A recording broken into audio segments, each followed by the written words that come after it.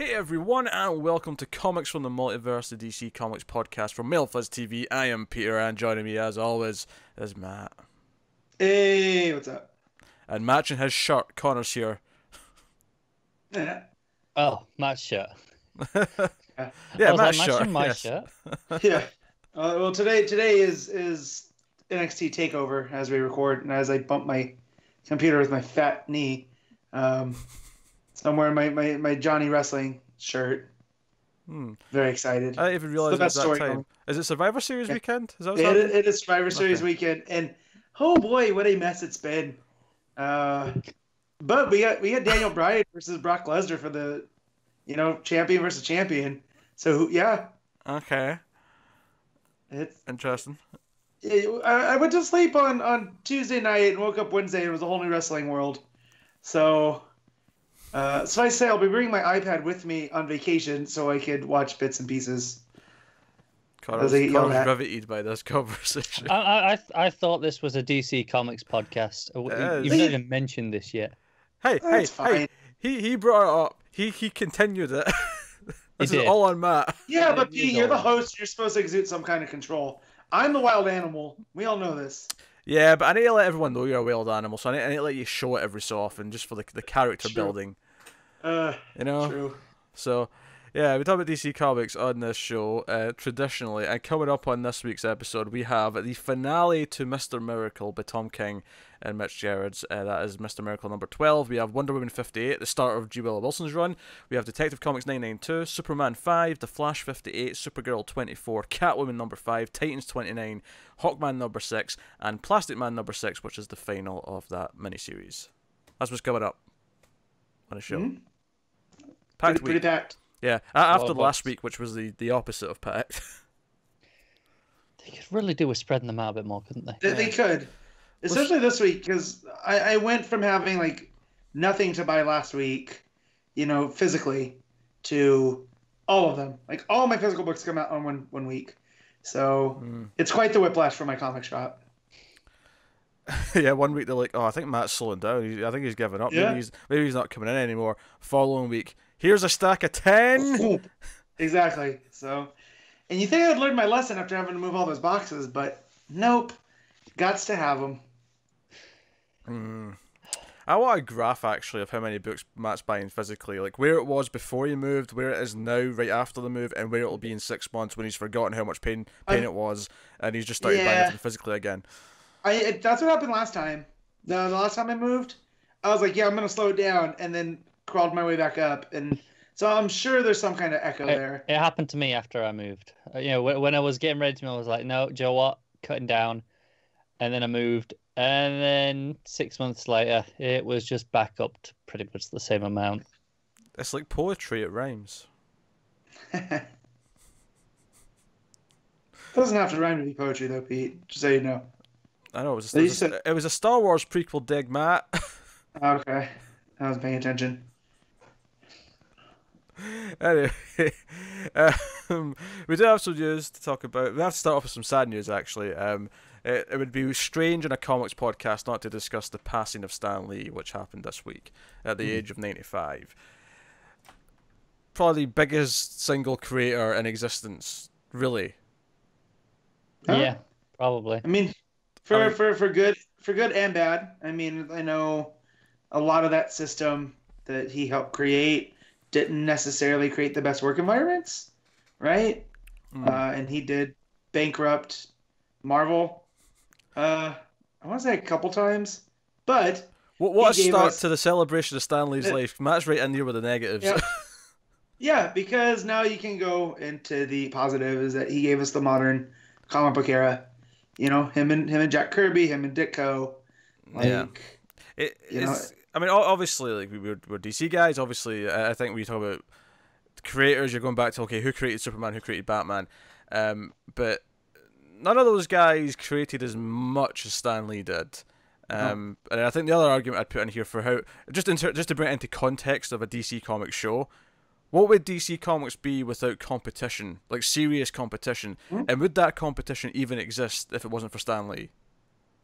Probably not. And even the relevancy of just this week, you can look at Mr. Miracle.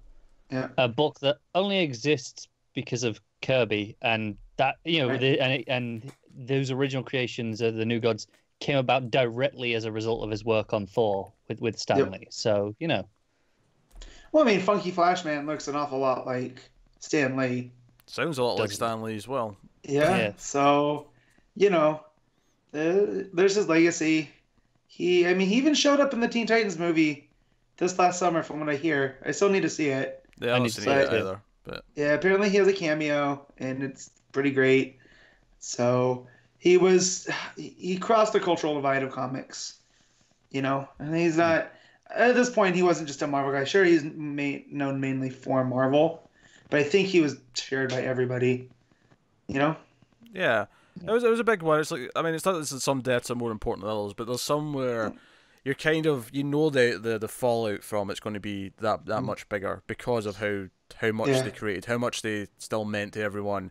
And I think Stanley, making all those cameos in all those movies in the last 10, 15 years kind of adds to this just it keeps him in the public conscious, so when He it big finally Yeah. happens. Yeah, no, he became an icon in the way that no other comic creator is. Not really. Where Mm-mm. you could talk to an average Joe on the street who doesn't read comics. A lot of them will know who Stan Lee is. Yeah.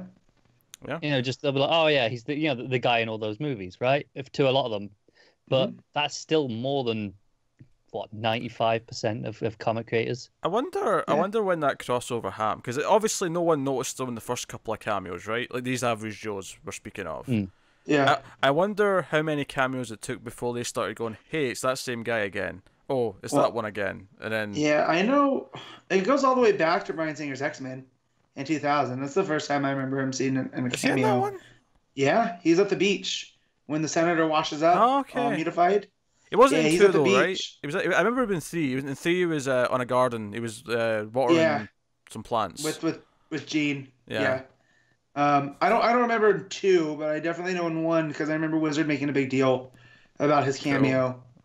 So, but then again, that was so insular to the fandom. That was in a comic books magazine talking about Stan Lee showing up. Yeah, and he's Um, still popped up quite a bit over the next few years, right? In various places, like the Spider-Man movies. I don't think most people really caught on till during the MCU stuff. Actually, Yeah. the first time I remember there being an audible reaction to Stan Lee's cameo was Iron Man 2. Because he was in Iron Man, he was in Incredible Hulk.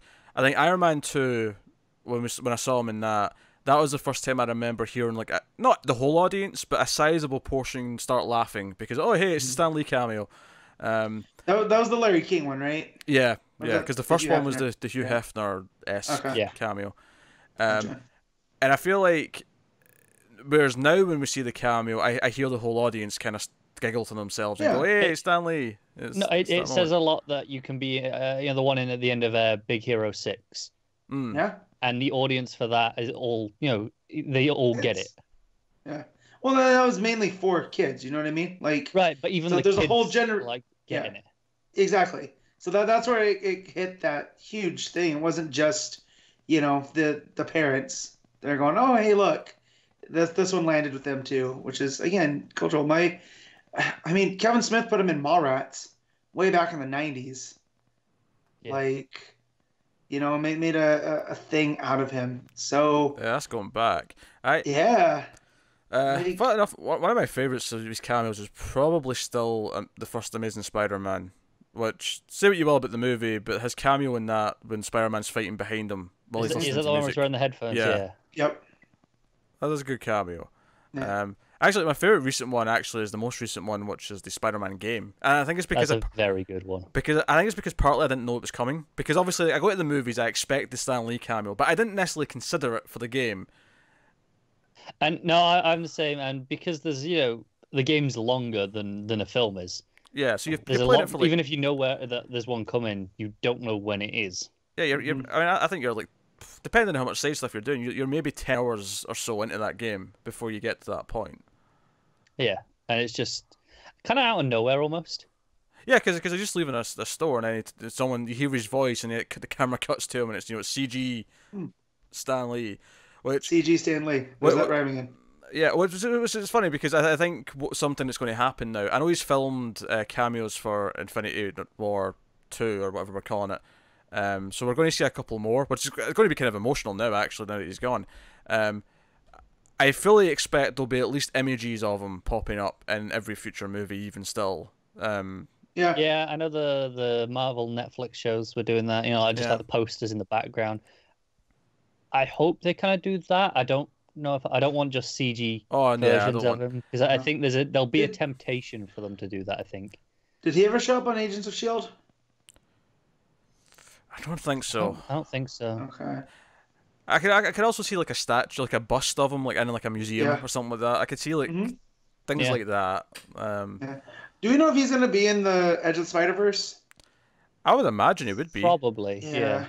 So I'll be surprised if he's not. Because they announced he'd shot 5 cameos September-ish last year, which, if you're assuming they're just the next 5 in order, and that's the MCU specifically, that would be Captain Marvel and Avengers 4. And they specifically mentioned Avengers 4, so that's the one that you're pretty much guaranteed to see him in that. Yeah. Which is oddly fitting that that's his last real cameo. What if he's like Tupac and he just keeps having these cameos pop up, like long after he's gone? Starting to confuse people. Well, people say it's a conspiracy. He's actually 113 now, and he's still going. And he's just he's still just rolling stuff out. Like, I mean, it's a hell of a. Obviously, I always spoke a lot about the cameos because that's like I think in the forefront of everyone's mind because that's what he's been doing these last decade or so. But well, I think it was it his daughter that said that he was working on creating a new character. And she's hoping to finish it off and get that going. I think with Marvel. That'd be nice. Yeah. Just to see. Do you guys remember him doing if Stan Lee had created the DC universe and there are all these one shots of him tackling the different superheroes? I remember them existing. I never read them, but yeah, I remember them. Yeah. So I read the Superman one and it was rough. I was like, I'm glad Stan Lee didn't create Superman. It's such a weird thing though. Is like, what would you do if you were creating this? Well, if you created the character, it'd be doing it from scratch rather than adapting something that's exactly, made. And that's what he did, and that's what was cool. So in that version, Superman was an intergalactic policeman that had crash lands on Earth and gets marooned, and instead of being raised by the Kents and whatnot, he decides to fight for justice the way that he knows how, and bring in these alien criminals that have come to Earth as well. That was pretty cool. The Batman one, Batman was a luchador wrestler, like this big yoked dude that fought crime in the streets. It sounds like you'd love this one, Matt. Yeah, it was weird though. Like he wore an actual bat costume. Like it was very much like Morbius from the animated series. Right. Like this big, and his Robin wanted revenge on him. So there's this whole thing. It was fun, but I'm, some of those things where you're like, oof, I'm glad this didn't take off because these are not the same things. Yeah. And I'm sure had they done the reverse, like had Marvel created Superman or Batman, we'd feel the same, Oh, yeah. So, well, wouldn't it's a fun little experiment. Wouldn't the equivalent be like, I don't know, I guess Jeff Johns is the big DC guy I can think of. No one really compares to Stan Lee in that sense at DC, but no. If he created Spider-Man, what would it be? Right. Yeah. It's not even like John's. I mean, he's created a lot of characters. Don't get me wrong, but he's not created any of those pillars, right? Whereas Stan, it's not like one person at DC created Batman, Superman, Wonder Woman, The Flash, and Green Lantern. No, Stanley created the Marvel universe as we know it now. Gardner Fox is close though. Like Gardner Fox created a big chunk of the Justice League, characters from Green Lantern. Yeah, the Silver Age version specifically, though, right? Yeah, Silver Age. Julie Schwartz, as an editor, had a lot to do with there too. But yeah, no, he was a pillar, and I know a lot of people like to stand and do it by himself, and no one's saying that he did. But the fact, like, you look at these characters that he helped create, and what they're doing now, from Spider-Man to, he made Captain America relevant again in the '60s. He turned a industrialist warmonger into a hero in Iron Man. Daredevil was this blind lawyer. Like they all had these little hooks to them. That's a point. Given the era that his work comes from, have you guys read much of it? I've read about. I read like almost the whole first omnibus of his X-Men stuff. And it's very progressive for its time. Like, because obviously the X-Men as a concept is about tackling racism and bigotry and stuff like that. But typically he was a very forward-thinking guy. Well, that's been in the news again this week. It's some of his old, letters columns. Yeah. Where he used his soapbox. But I mean, a lot of his were kind of progressive, and he wasn't. I mean, Black Panther. Think about that. Like he used Black Panther before it became known as the political party. Like he took that imagery. Did he create Black Panther though? Was that one of his? Yeah. I'll take your word for it. I wasn't sure. Yeah, and Fantastic Four. I knew he'd done Fantastic Four. Yeah. I didn't know about Black Panther either, to be fair. Yeah, I mean, it doesn't surprise me. I mean, if you say list things that Stan Lee co-created, I'd be like, all right, Spider-Man, X-Men, Hulk. Maybe a handful of things from Marvel that you could say, oh, he didn't do that one. And even then, like, I could go with certainty. Because one of them you would say is Captain America, but even as Matt just said, he kind of created with the modern version of Captain America, even if he didn't create the character. There's a handful like that, and Wolverine, right? Sure. There's some of the big ones where you go, right, okay, that's not Stan Lee. But there's only a handful that spring to mind immediately as with certainty. I know that one. So I double checked with Black Panther, and first appearance was Fantastic Four 52. There you go. Yep, it's created by Stan Lee and Jack Kirby. So fair enough. Yeah. So no, the only thing I've really read is his Thor stuff. Which is pretty good. It holds up to the point where I read it earlier this year and it was still perfectly readable. I have like 9 volumes of the what do they call them? Not the archives. That's the DC one. Masterworks. I have like 9 volumes of his Spider-Man Masterworks. We're just waiting to be plowed through at some point. Well, now's as good a time as any. Yeah, it may very well be. But no, obviously he's got an incredible legacy, and it's funny because when we do news shows every week, me and Connor for TV and movies, and I don't typically bring up deaths on them because I don't like the idea of saying, okay, this one's important enough to talk about, but this one isn't. I hate making that choice, so I just kind of as a blanket rule don't really bring them up. I think for comic show Stan Lee's just too big to not talk about. Yeah, I think we do on this show a little bit more in general, because we've done it a few times. We talked about Len Wein when he passed away. I remember that. Yeah, I think it's a case of comics just being a smaller industry by comparison. There's a lot less big deaths. You get a handful a year, really, compared to movies or TV. Where we've all seen the sections at the award shows of how many there is a given year. Yeah, Stan's gonna have to be in the in memoriam, right, for the Academy Awards. Like they're not going to leave him out. The biggest money-making enterprise right now exists because he created all those characters. They have to put him in there. Yeah, because they left people out. Like they left Roy Scheider out the year he died. That's weird. That's maddening. What? Yeah, I don't know why, but yeah. So I just don't want Stan to be forgotten, and that way, because like Pete just said, the biggest moneymaker exists. I guess every so often they don't include someone and say no, we consider them more of a TV, role rather than in the movie industry. But I think I would assume that Stanley should be in there. Mm-hmm. Yeah. So no, I think we'll leave it at that. But it's Rest in peace, Stan the Man. So he wore that title well. Yeah. But now him and the King can just go and recreate heaven, and it'll be crazy when we get there.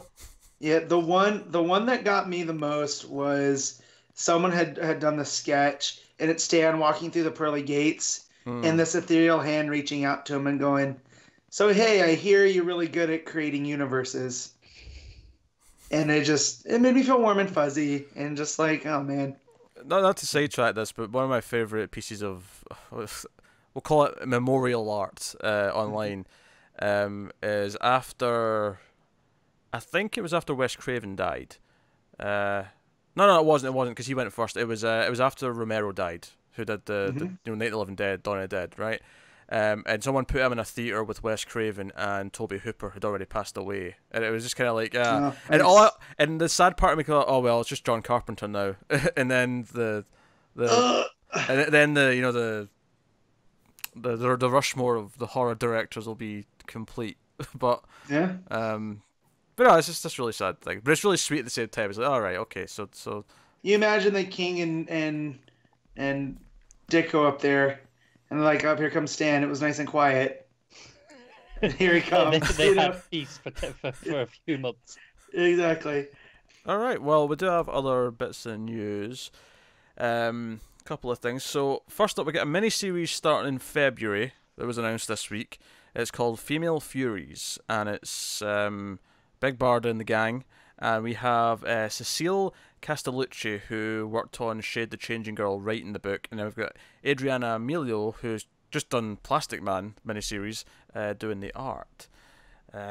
So it's not spreading out of the King and Gerads book, although Gerads will be providing variant covers, not even variant, sorry, just the covers for all 6 issues. And so the story will begin with Granny Goodness, whose sadistic techniques have brainwashed thousands to die for Darkseid. Growing frustrated for her... Oh, I'm cutting this off here. Oh, no, I've minimized it. No, don't do that. Right, there we go. Pete's computer's betrayed him. Growing frustrated... that cursed this sudden but inevitable betrayal. And I realise it's backwards on the screen. Doesn't matter. You get the point. That's what my shirt says. But what does the thirst for equality and recognition look like when it happens within a deadly, backstabbing, evil hierarchy? Female Furies aims to take a complicated facet of the DC universe and draw a modern, standalone story from it. The series is set before most of the famous Furies. Big Barda escaped, like Big Barda escaped Apocalypse. Castellucci said she'll be pulling on a thread from Mr. Miracle number 8. So that's spreading out of it, but apparently she's taken... Inspired by. Yeah. So... I assume that was the... You can imagine... Go ahead, Pete. I was going to say, I assume that was the issue in the hospital when the Furies showed up. Yeah. Yeah. Yes, they've tried to murder each other, but deep down, they're still a family, and they care about each other, you know? And that was probably my favorite dynamic in that book, was them all at the hospital, just kind of waiting around. Yeah, the mundanity of it all. The absurd mundanity of it all. So that was interesting. I didn't really like Shade the Changing Girl, the first issue, that when I read it. Although a lot of that was to do with the art that I despise with every fibre of my being. So, God, that art was gorgeous. Oh God, no. Especially those colours. Oh no. That book was insane. I have no idea what I read. Same goes for Doom Patrol. Doom Patrol was a lot better. I still need to go back and read that, admittedly, past first issue, but I was intrigued by Doom Patrol. Rough times. All right, and then the other news we actually have some news about the Detective Comics 1000 coming in March.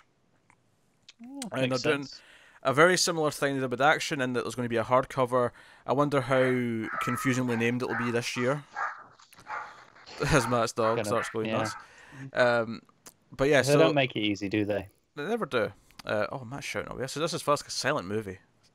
Watching what's happening. You need subtitles. Yeah. I didn't forget to mute my mic that time. Yeah, that's good. That's good, because you've done that in the past. You just started shouting into the mic. So obviously Detective Comics 1000 is coming in March, as well as the Detective Comics 80 Years of Batman. I wonder how many people order this thinking they're getting 1000 in the hardcover and have to send it back. Not too much details, but it does list a bunch of creators who are working on it. Obviously, the run that will be ongoing at the time is Peter J. Tomasi and Doug Mahnke. They'll be doing the main story in 1000, which will be a fraction of the whole book, because apparently this one's going 96 pages. So look forward to that. That's what Action was, right? I think Action was 80, but I think the digital was a bit longer because we had a bonus story. Because if you remember, Connor's I think it shot... works out the same because the physical version got the pinups. Ah, sure, okay. Yeah, so it's probably 80 either way, give or take. Yeah. Fair enough. Either way, that's a lot of story. Yeah. So we're getting they're stories... doing the same thing with the covers? all the decades. I hope so. Don't know. I mean, they might. I could see them doing that. Makes sense. Yeah. But the creators we've got on outside of the main story, we are going to have stuff by Jeff Johns, Brian Michael Bendis, Paul Dini, Christopher Priest, Denny O'Neil, Neil Adams, Kelly Jones, Dustin Wynn, Alex Maleev, and more. Boy, that is a murderer's row. Yeah. I will happily take a Maleev Batman story. I will want it in my veins. Yeah. Bendis Maleev. You just put Connor off. Do you know, the worst part is that's the obvious pairing out of those names, like to put Maleev with. But I want to see Maleev with Johns. Yeah, switch it up a bit. Johns and Wynn would be pretty great. Yeah. Yeah, the companion hardcover, just to give you a quick couple of details about this, I'll have some unpublished comic shorts from Batman history, including a Levitz Dennis Cowan story from the original layouts from Detective Comics 200 by Lucier Schwartz and Bob Kane. And it's going to have essays by a bunch of different comic, Ooh, people. I do like essays. I'm sure you do. I know, I love essays in my comics. You know, when you get like some of the Image comics and some of them put like the essays at the back. Yeah, the Brubaker Phillips stuff. That's the reason I buy everything in singles. Yeah, they have fantastic essays. A lot of the Gillen books, the phonogram essays in particular, are incredible. And the silent movie of Matt's dogs continues. Okay, so yeah, so that was the Detective Comics 1000. It's kind of expected. Oh, he's up. Oh, he's not happy. I feel like we need like a little bit of a like a piano roll going. Yeah. And it just his screen should go black and white. If only we could be bothered to do this. The black and white one is actually quite easy. I could do that. Yeah. If I wanted to spend time all on right. it. All you have to do. I heard what you guys were saying still, okay. and all you'd have to do is do the frame rate thing, where it makes it look all jumpy. Oh yeah, I'll just take away some frames. Yeah. Yeah. Maybe I'll do it. I don't know. Probably not. My wife just came home from grocery shopping, and the dogs decide they need a bark and let me know. And it's like, guys, I get it. Just stop. So I had to shut the door. So that was the Strictly Comic news this week. But just to mention it, so as per usual, there was a comic cover done for the TV crossover that's coming up, Elseworlds. I don't know if you guys saw this. Yes. Oh. Yeah, it looks pretty cool. There's something wacky about seeing this with Superman and Batwoman on it, as well as the. My favourite part of it though is Jeremy Davies' character, the mad scientist at the bottom, just looking really like maniacal and be like, yes. He looks very Hugo Strange. He does. Yes. Very surrogate Hugo Strange, and it came with some plot details as well this week. I don't know if you're curious. I didn't see. Just on the cover. Yes. This one wasn't like a classic cover that they're aping, right? No, this was a new one. In I fact, think so. it even had the new trade dress, or not trade dress. I mean, the box in the corner with the the Rebirth box that we've been having. Yeah. I thought it was notable because all the other ones they've done have been these classic covers, and this one was like, oh no, that's just something original. Well, they're doing this Freaky Friday thing where Oliver and Barry swap places, and no one knows except Supergirl because she's from a different Earth. Mm-hmm. Well, they know themselves, but no one else in the world knows. Right. Okay. So Supergirl gets brought in because she can actually tell. She's like, wait a minute, why have you two swapped? This is weird. You know, when I think you've already made that joke, but we wanted Felicity to be bearable. We didn't mean make her Iris. Except that she's not. They're staying the same, Matt. Oh, are they? Yeah. Yeah. So basically, the teaser that's out that you can go watch is Oliver waking up next to Iris, and then her calling him Barry, and him just being confused as shit. Oh, I don't like this. I like when you just flop the whole thing Elseworld style, not just like Freaky Fridaying it. Like no. It looks like it could be fun. It does. There's potential here. You got Psycho Pirate, we got monitors, we got all sorts of shenanigans happening. I suspect fun times. I do too. Yeah. I heard the Legends might actually be getting a little bit of a cameo. I did hear that as well. I would assume towards the end. I imagine they said in the third hour. Yeah. So that makes sense. So is it just Supergirl, Flash, and Arrow? Yeah, just those three shows. Yeah, it's a 3-night event. So, all right, that's cool. I mean, last year's was really good actually. I really enjoyed Crisis on Earth X.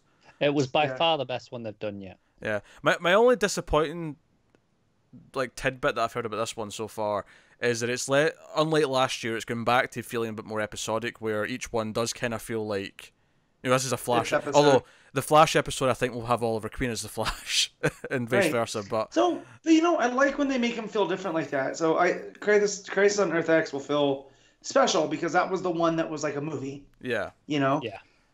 Until so next year when we get one headlined by Batwoman. Yeah, but if we can if they can keep doing it differently, then I think that's admirable. Instead of just, doing the same thing over and over again. Yeah, so no, I'm looking forward to it. But less than a month, well, it's only about 2 or 3 weeks away now, I think.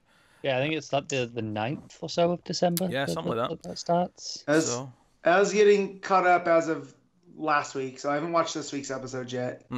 But I am really enjoying both seasons. Supergirl's on all cylinders, and Flash, I just love Nora. She's great. Nora's pretty good. I will say the last couple of Flash episodes have been a little bit more rocky. However, Iris did something really funny in the last episode that really made me laugh. Not good funny. Not intentionally funny. This made me laugh because of how stupid it was. But it was gold. Look, they're better than, definitely in much better place than they ended last season. But I didn't even finish last season. I watched the last episode and I got caught up just enough. So we'll be good. Yeah, no. Whereas Bebo reigns supreme on Legends, so that's where all the action is. I will get there. I'm catching up on half-hour shows, and then I'll. Legends is basically a half-hour show. Yes, I know, but it's still 45 minutes on Netflix, so I can watch two good places. Yeah, but to one I was Legends. watching Good Place last night, actually, Matt. Yeah. I'm on this season, but I'm only on. I watched episode 4 last night. I'm sure it's very good, but priorities. Yes, I know. And Good Place has me hooked right now because it's a Michael Schur show. No, see, Matt likes Good Place because it was revealed early on that the main character has a love affair with Stone Cold Steve Austin. So every time it comes up, I'm sure he's sitting there giddy like a little schoolgirl. Well, it's not that. It's the joke of putting Stone Cold on Tahini's body or Tahini on Stone Cold's body. That joke cracks me up every single time. So... yeah, Connor has no idea what any of this means, but slowly but surely I'm getting caught up, and it's a show that I slept on for far too long. I'll get to it. So yeah, it's one of those. I've seen like the first and last episode of every season so far, and then like one episode in the middle. You watch TV weird. Well, no, it's not intentionally. It's just Paige watches it, and I've just happened to catch these ones. Gotcha. Yeah. All right. Well, I guess we'll move on to books. Well, hang on. What? You forgot the big casting news. For what thing? Oh, for Supergirl. Oh, we should talk about this. Oh, I was saving this because usually we record the TV news on the Friday night, so we would have already talked about this. And I think in my head I was like, no, we can't talk about that yet. That's TV news exclusive. Yeah, but Matt deserves to have an opinion. Okay, all right, Matt. So they've cast Lex Luthor on Supergirl, and there was a tease. I don't know who it was from the cast. Maybe Melissa Benoist, but someone said, "Oh, it's kind of an exciting." Like we know who's been cast now, right? Before it was revealed, and it's kind of exciting. And everyone was racking their brains, like, did they get Rosenbaum? What did they do? What have they done? Right? And I laughed so hard when I saw who they cast. John Cryer. And you probably think, oh, that's a random choice. And then you think about it for a little bit more. And you wait a minute. He was Lenny Luthor in Superman 4, The Quest for Peace. Oh my god, he was. Oh my god, I forgot about that till just right now. Really? You didn't remember that? No. I talked to you about this last night on Messenger. Yeah. And you didn't bring it up. Oh my god, he was. I totally forgot. I try to forget Quest for Peace. I'm pretty sure I responded with the phrase Lenny Luthor, baby! ! Yeah, I thought you did as well. Oh, I might have not seen that. I might not have seen... What did you think that meant? No, I might not have seen it like at all. I don't remember seeing that. Okay, all right. Yeah. My thing is, how old is he now? Oh, he's got to be in his 50s. Yeah. Right. And because he's about my parents' age. That's my only thing that's kind of weird about this is He's a lot older than Lena, right? Oh, Carter, there was an article written about this. Not only that, he's only 4 years younger than the actress who plays his mum.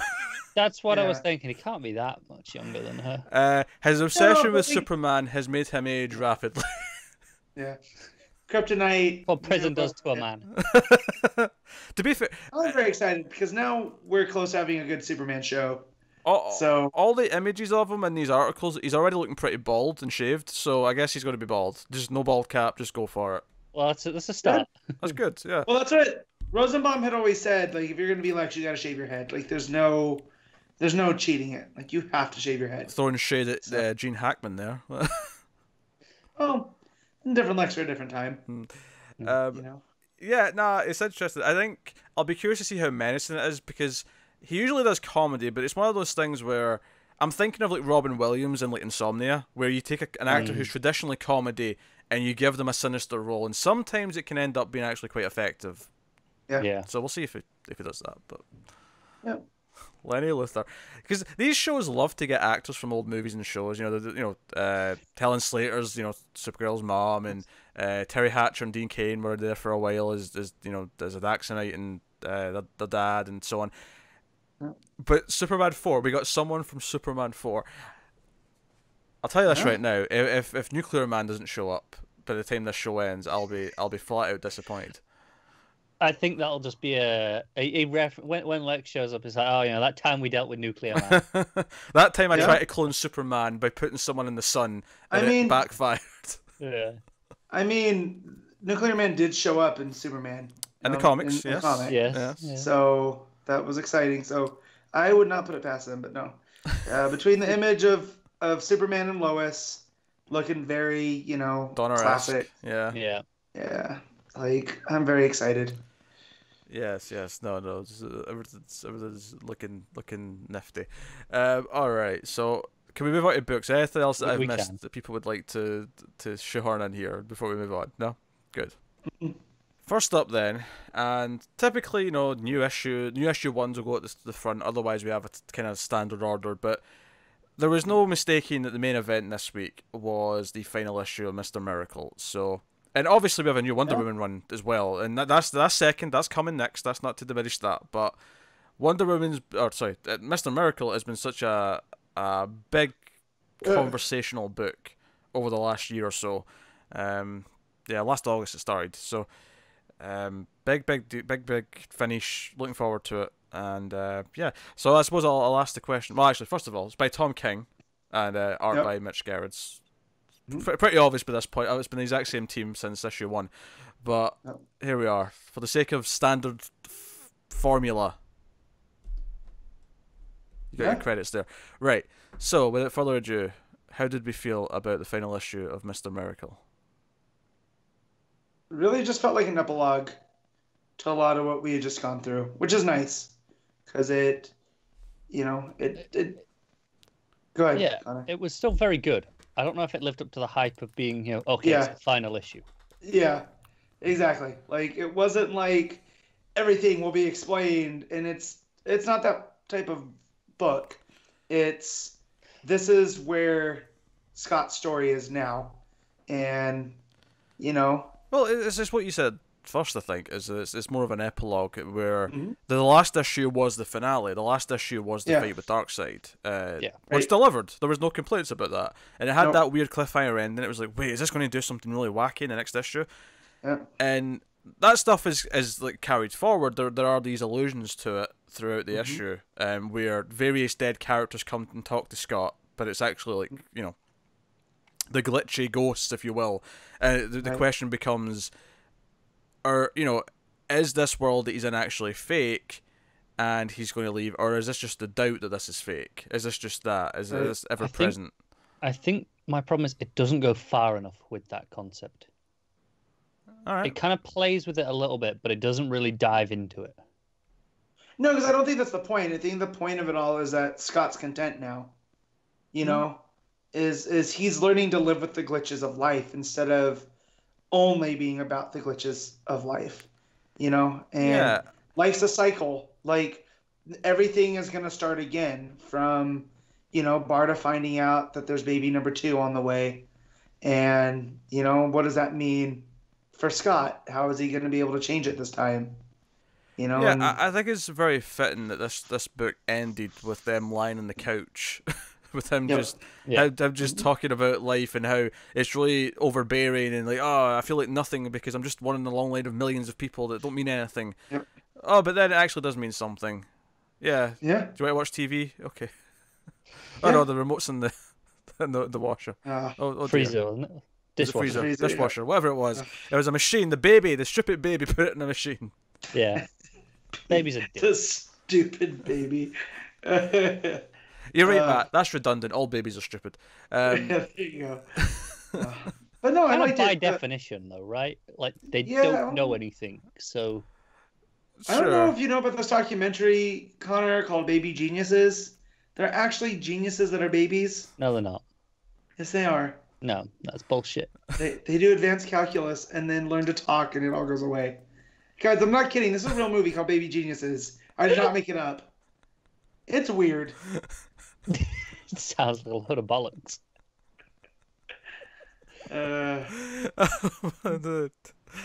My favorite, anyways, my favorite scene of the book might be the one in the rain. He goes to the store to get hot dogs. He's coming back, and this is where the Highfather tries to sort of talk him into the Metron reality, where the world of the continuities that are confusing and very meta, speech bubble too. Full of crises and other shenanigans. But it's just Scott in the rain, and he resists and punches him. I just thought it was a very simple. It's a very downbeat final issue. I think after the last couple, you commit to this one, you think, oh, it's going to be big and dramatic and do all these things, and it's a very sort of contained, an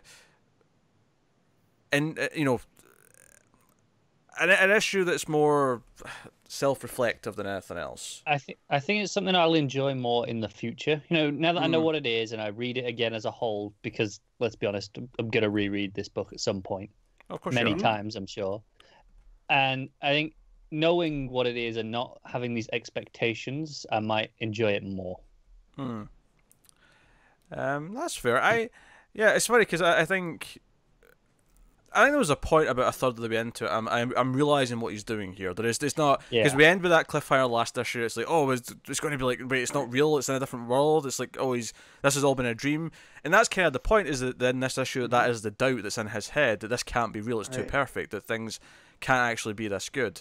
And he has to fight off that doubt constantly. Yeah, you can't. I remember hearing, I forget what I was listening to. It was like a podcast or something, and the host was like, when he was younger, he used to feel like when everything's going good, he would always wait for the other shoe to drop. And if the other shoe didn't drop, he would get self-destructive to make it drop because he wasn't comfortable with being comfortable. And it was something that he had to learn. It's like, sometimes when things go good, that's just how it is. Like, the universe isn't out to get you. And I feel like a lot of that sentiment's here. That scene that Pete was talking about with Highfather, I just love how what it represents with Highfather telling him, oh yeah, I came against the anti-life, but you weren't as strong as I was. I had to sacrifice. And that's why I love that Scott just punches him and says, F off. Also, no, you don't shut know the F anything. up, Light Ray is also one of my favorite new catchphrases, pretty much. That's a great one too. It was good. Another panel I really liked was when glitchy Darkseid sitting on the couch and Scott just puts his feet up on him. Like, did you ever think you were going to see a panel of someone just with their feet up in Darkseid's lap like that? Just, sitting comfortable, like it's nothing. Yep, no, I love that because it doesn't go together. Yeah. Even just that close up with the smelly feet in his face, and Darkseid is looking miserable, like he wants to burn the world down. I mean, he wants to do that typically, admittedly. Yeah, he's Darkseid. Yeah, because Darkseid is. So no, really, I like this show a lot. I think it kind of wraps up the general feelings. It's very much not only just an epilogue, but almost kind of a greatest hits of what this book has been. The idea of find out there's a kid coming, the doubt, the the fear, all that stuff. I think that might be one of my biggest problems with the issue. Is it feels like it does so much that we've spent the last 11 issues doing that. This does so much of it in one issue there at the end that it feels like we're kind of speeding through it. And I get, like you say, it's a great. I get the point, but almost I get a little bit of a whiplash with how slow and methodical this book has been. Yeah, but I feel like it sums up Scott's journey. It's kind of like a closing paragraph, Yeah. No, I get what it's doing, and I like what it's doing. I felt whiplash from just the pace of the book for the last 11 issues, and then this felt jarring. Yeah, once I realized what it was, that didn't bother me. Like once I opened it and it was just kind of the mundanity of life and learning to live with that. And I was like, well, this is a fitting into this book. There's been a lot of issues that are about, the mundanity of life in various places, but because... Right, so why would the final issue be any different? Well, no, it's not different in what it's doing. It's that each issue was like, okay, this is the mundanity of being in the hospital, right? This is the mundanity of having to go to the store.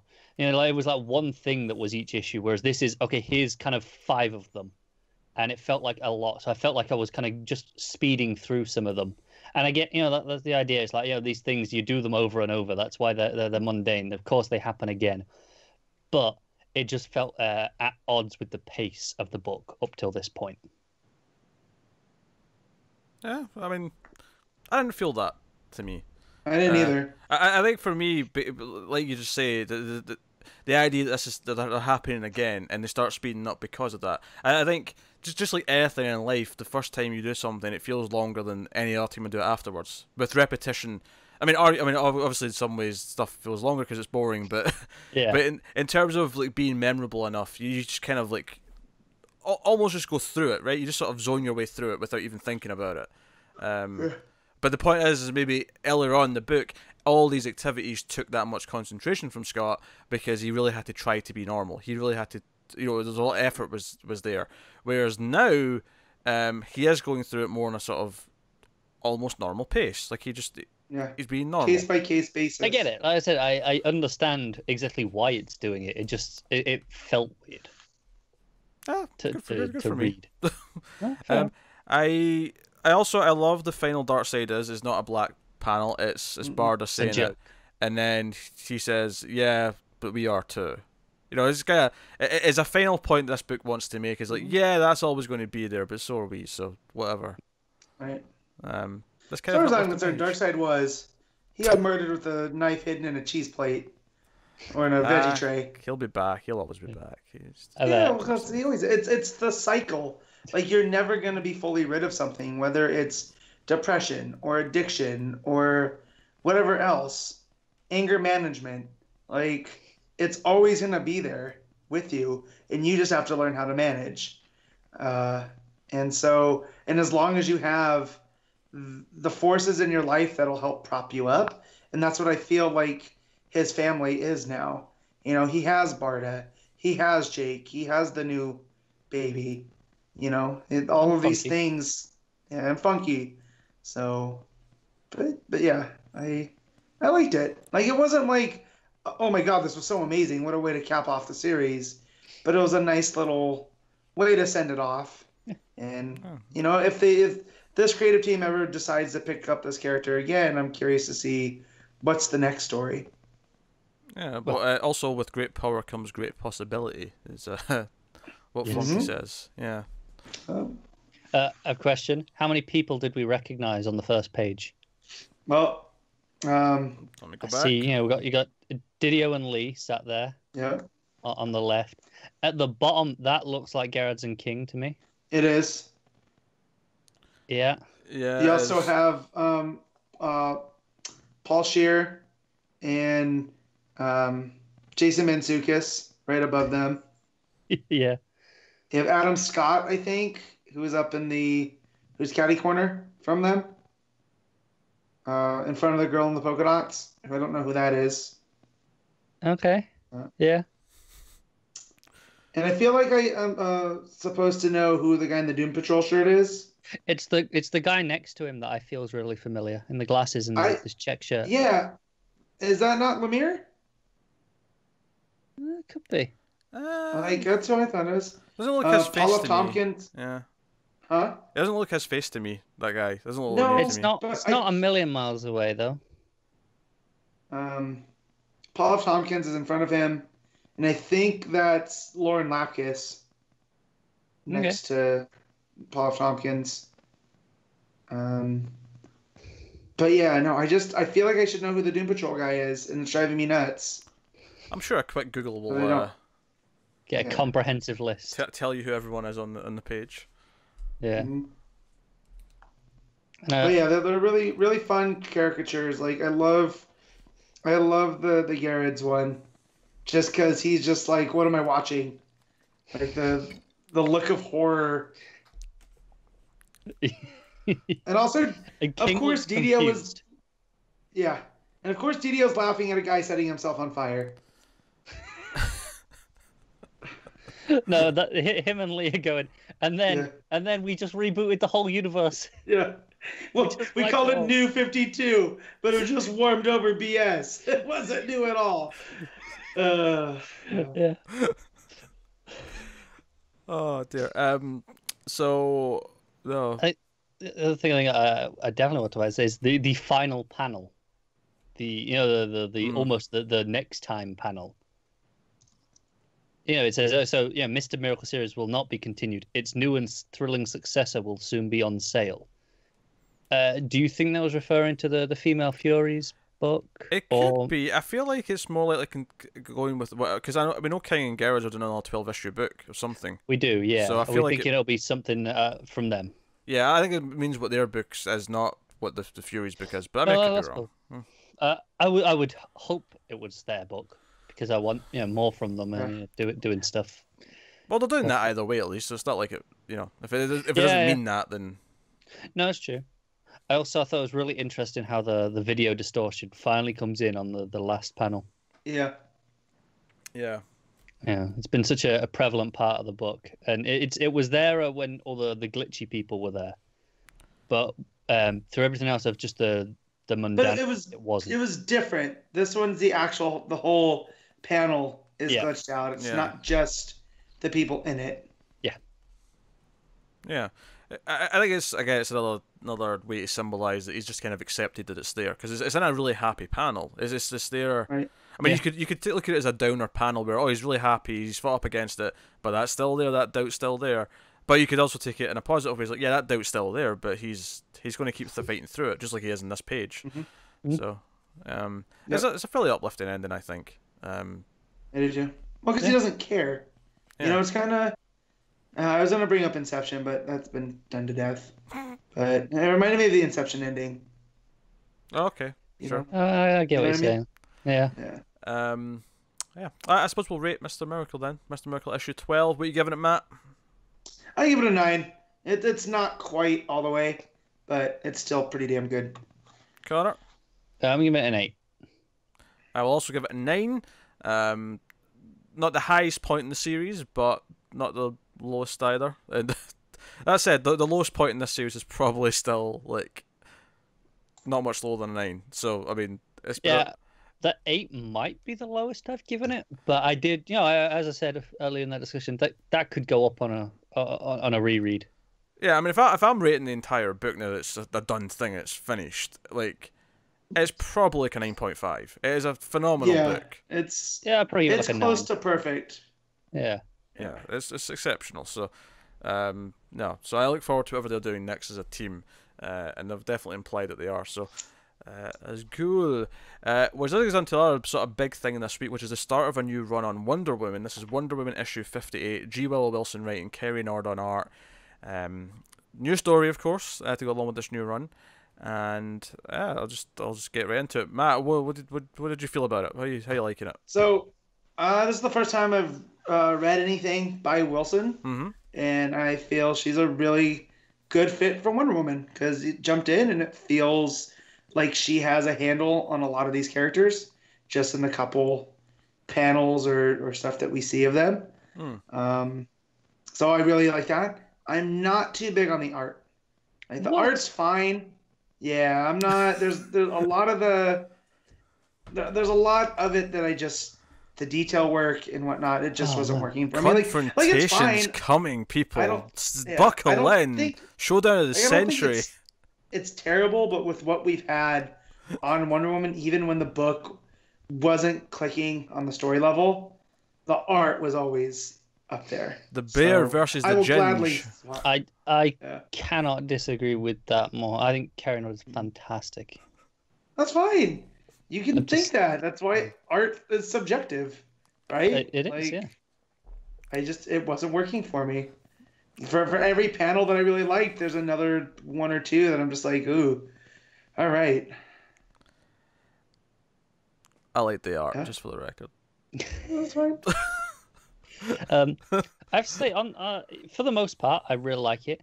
There was the odd bit here or there where I'm like, yeah, I don't know. Like, the conversation between Steve and Diana, the voices didn't feel just there for me. When he's getting out of bed? Yeah. I don't know. There was just a couple of times. It was specifically Diana and Steve that were the only characters I ever felt it with in the book, where it just wasn't quite right. But it wasn't. I thought it was close enough. Either. Nothing stuck out to me. I'd also argue it was a dream as well. It was a dream. So no, that's fair. But there was a few times with Diana later as well. I can't remember the exact examples now. But as I was reading it, just every so often there'd be a line or a word here or there that just didn't quite feel right to me. I mean, maybe she's finding her voice with the character. Yeah. I really like the art. I think when the art especially gets to where is it, Darovnia, yeah, it looks really good. Once it gets to the sort of the darker shadows and the two soldiers and all that stuff, really good. I think conceptually, I'm really interested in this. Obviously, you've got the mythical creatures that have escaped, and that's playing on here. Probably maybe just a side effect to the fact that Ares has escaped prison from Themyscira, because he got Gail to kind of kill him with that god killer sword. Talk more about that inside. I think what's interesting conceptually to me about this is it's setting up an ideological debate. It's setting up, because before she even gets to Ares and finds out that he's the one who's with this band of rebels in this country, Diana even implies to Eta that, hey, be sure we're on the right side of this. Like the rebels seem to be the ones who are being picked upon here. The government here that we're helping doesn't seem that great. Yeah, and I'm fully expecting a conflict with Ares ideologically, because the whole thing is Ares here is he wants justice, right? But his interpretation of justice might be different to Diana's. Oh, of course, yeah. But I think it's interesting that they're kind of on the same side to a point here, without realizing it. And that's what I like about it. I like that it's not that he brings it up and then she agrees with him. She makes that point and then finds out he's behind. This side, and I like that as a detail. It's just. I also like her telling Eta, "Say, yeah, one of the most advanced armies in the world, yet you still constantly have your hands tied." Like I love that pointing out. So. But yeah, the stuff with Ares, part of me wanted to be upset, like it was kind of undoing Rucka's stuff, but Rucka's probably not coming back. Also, if he not really undoing it, it's kind of the next stage, right? It's okay. What happens to Ares next? Because he starts here kind of where we left him, and he's basically saying that his time in jail has made him rethink his philosophy. What he's saying is jail worked. Yes. I'll buy it for a second, but I mean. Yeah. So yeah, at first I wanted to be like, oh man, I don't know about this. These are threads that Greg should be doing. But then I was like, well, he's not doing anything with it right now, so why not try? And at least it's interesting, like there's no stupid secret brother here. There's no, weird dark gods. Like this is a story I feel like Mike's going Matt. Prime for Wonder Woman. Yeah. No, I agree. I'm feeling this so far. I think the art's really good. Obviously, Matt's feeling a bit more indifferent on that, but madness. I like the debate it's bringing up. I like that it's kind of challenging. Okay, Wonder Woman's working with people who are in the military, but does she always necessarily agree with what the American military is going to want to do in any given situation? And how do we resolve that conflict? And then you throw in this wild card almost of Ares kind of siding on the side that Diana wants to side on, but obviously I imagine he will go too far in whatever he does. Right, because he's Aries, and that's what he does. But he's Aries as Steve, right? Like, it's implied that he's went missing. They suspect he's been kidnapped. We don't know for sure. Yeah, but I thought that's when they pulled off the mask. That's not what Aries looked like last time. Like, it looks like Aries has possessed Steve. Or did I just read that wrong? Yeah, I never got that. I'm gonna look at it again. Joe, you might be right. Because that looks like Steve. No, Like, when they kill Aries, he's got black hair. Yeah. Now he's blonde. Yeah, I guess I can see it. It didn't really look straight like Steve to me. But then, now that I'm thinking about it, I think it's just the hair being slicked back like this. Oh yeah. Well, do you think Aries is taking Steve's body then? That's what we're saying.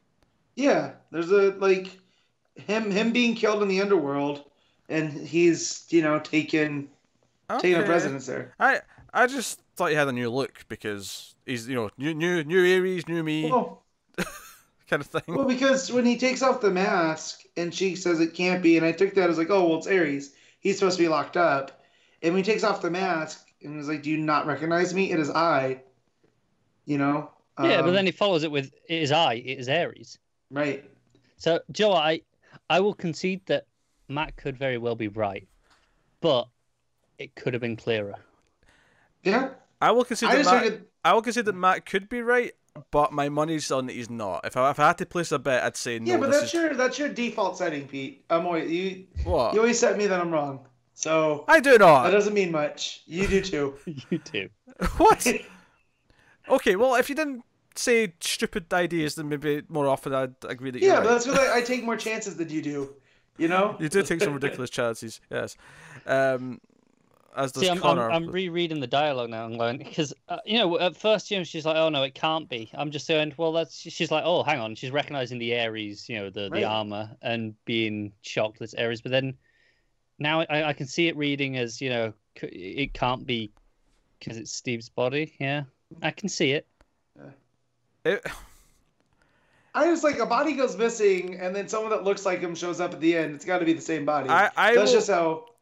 I mean, even if this turns out to be true, I'll still like the issue a lot. But I would critique it and say this is not clear enough at the end that this is in Steve's body. Like I would like her to just say Steve. Yeah, Steve question mark is all you need out of Diana's mouth. If that's what's happening here, which is why that's such an oversight that I am not ready to believe that this is Steve's body. But you could be right. Yeah, if true, that docks like half a point. Yes. Because it's such an easy thing to not be this unclear. Of course, Matt mind goes to this. Like, see if this turns out to be wrong, it's just Matt being weird, right? But somehow convincing us a little bit. Then it's annoying because he's convinced me enough that I'm like, yeah, it could be. I'm just telling you how I read it. Like, I'm getting shades of the artist competition and Mr. Miracle all over again now. Yeah, but that was funny though because so many people responded to that like on either side of the argument. Although I'm still 100% convinced that I was right and you two were wrong. But see, I feel like that's the point of it though. It's open-ended.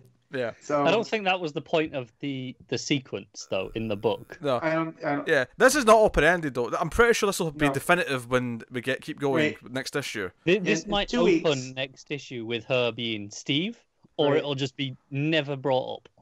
Right. And if that's the case, that's poor planning on Wilson's part for like making Aries look so much like Steve while Steve's missing. Like you said, it's unclear. I just left the issue thinking, oh well, it's intriguing then if he's the one leading this rebels, then they're the ones who could have Steve if he is indeed kidnapped, because it says early on that they just suspect that he's kidnapped. So part of me was thinking he's just lying injured in the jungle somewhere or.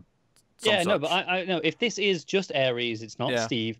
The idea that they've got Steve and they wanted to negotiate for him now. Diana has to negotiate with Aries, right? That's fantastic in terms of you have to negotiate with a god of war, right? Yeah, right. Well, and it's the Greeks always believed in two sides of war. There was the battle carnage, that's what Ares represented, but then there was strategy, which is what Athena represented. Yes.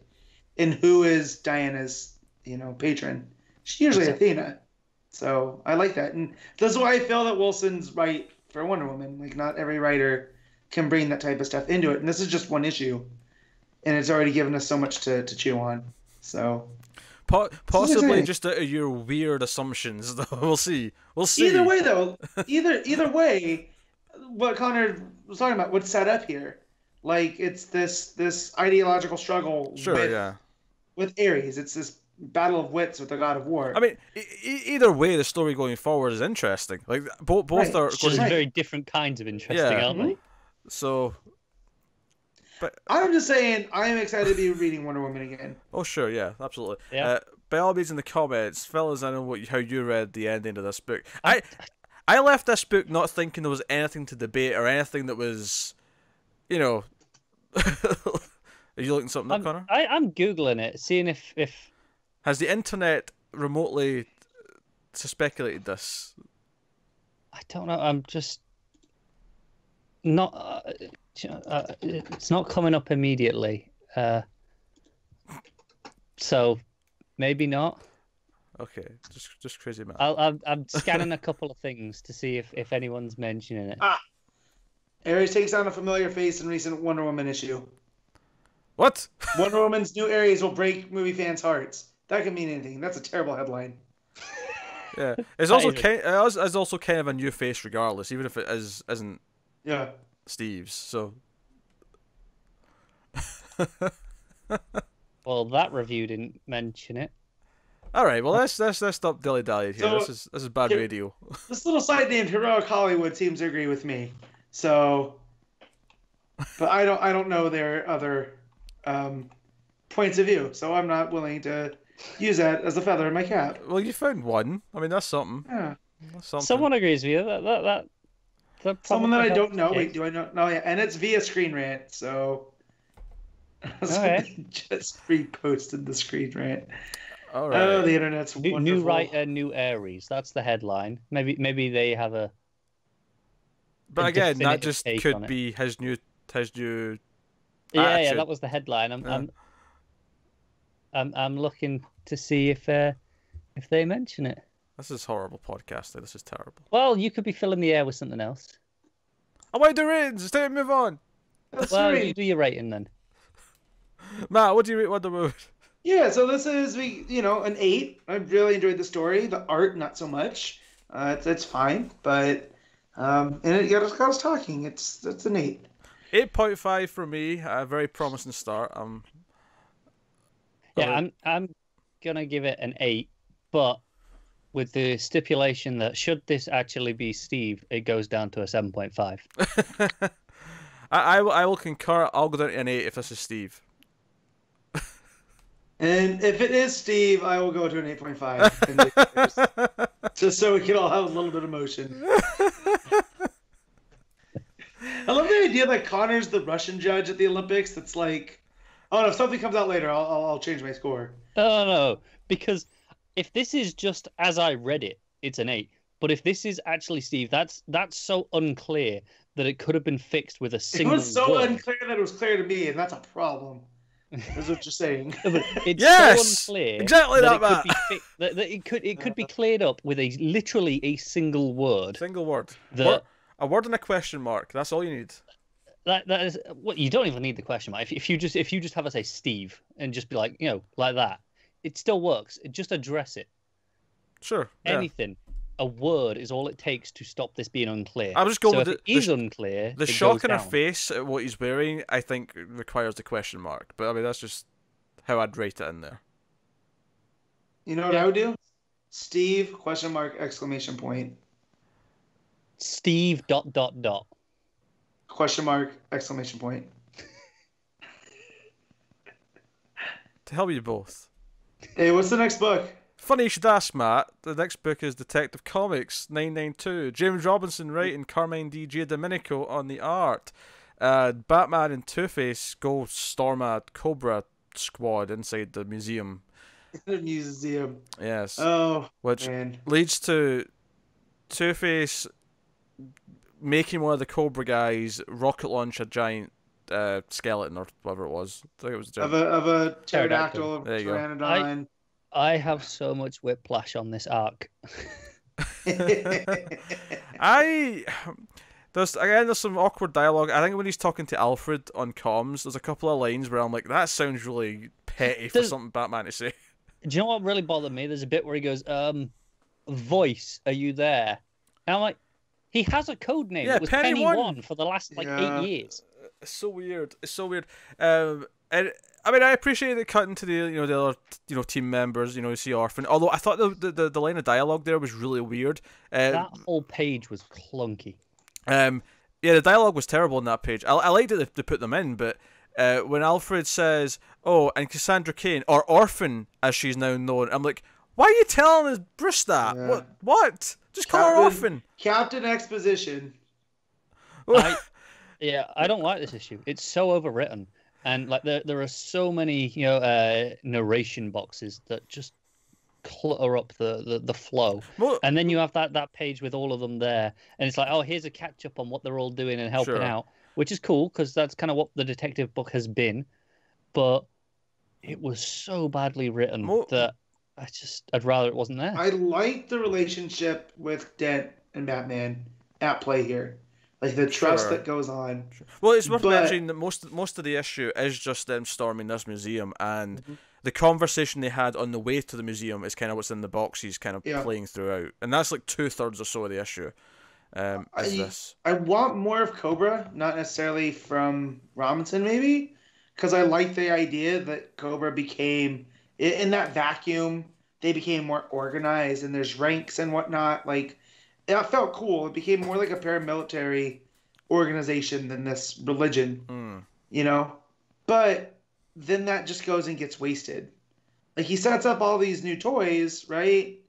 And then just kind of throws them out the window. And I feel like we're not going to have to know what those ranks were. And, it's just kind of wasted space. Well, there's still more to come, because part of the point here is that they're trying to mind control everyone in Gotham to bolster out their ranks, because they've become weaker. That's one of the points that he makes, is that Cobra's actually gotten weaker in the years up until now, because commanders have went down, because they've been beaten several times by Batman and other heroes and whatnot, and outsiders and Suicide Squads and whatever. So they're looking to bolster their ranks. That's kind of what their main mission is right now. In fact, my favourite page of the book was probably the last one, because I thought the dude in the mask and the sewer was kind of interesting looking, just in a kind of creepy way. Yeah. I just like the design more than anything else. It's probably the weakest issue of the arc. I feel like the last issue set up this stuff with Two-Face, right, and this conflict about him being kind of mad at Dent and all these things, and I feel like this issue did nothing with that. It just didn't go into that at all, and that's what I was really excited for coming off the last issue, and this just went never mind. That's really disappointing. Yeah, this issue was just action really, and some awkward exposition and dialogue. Holy hell, Giandomenico draws some short batters. There's the second to last page.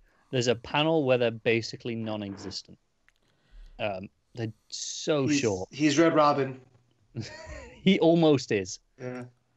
It's the second to bottom panel on the second to last page. Art is still the best part of the book, though, I think, by a reasonable margin, because Domenico's really good typically. Yeah, it is for the most part here.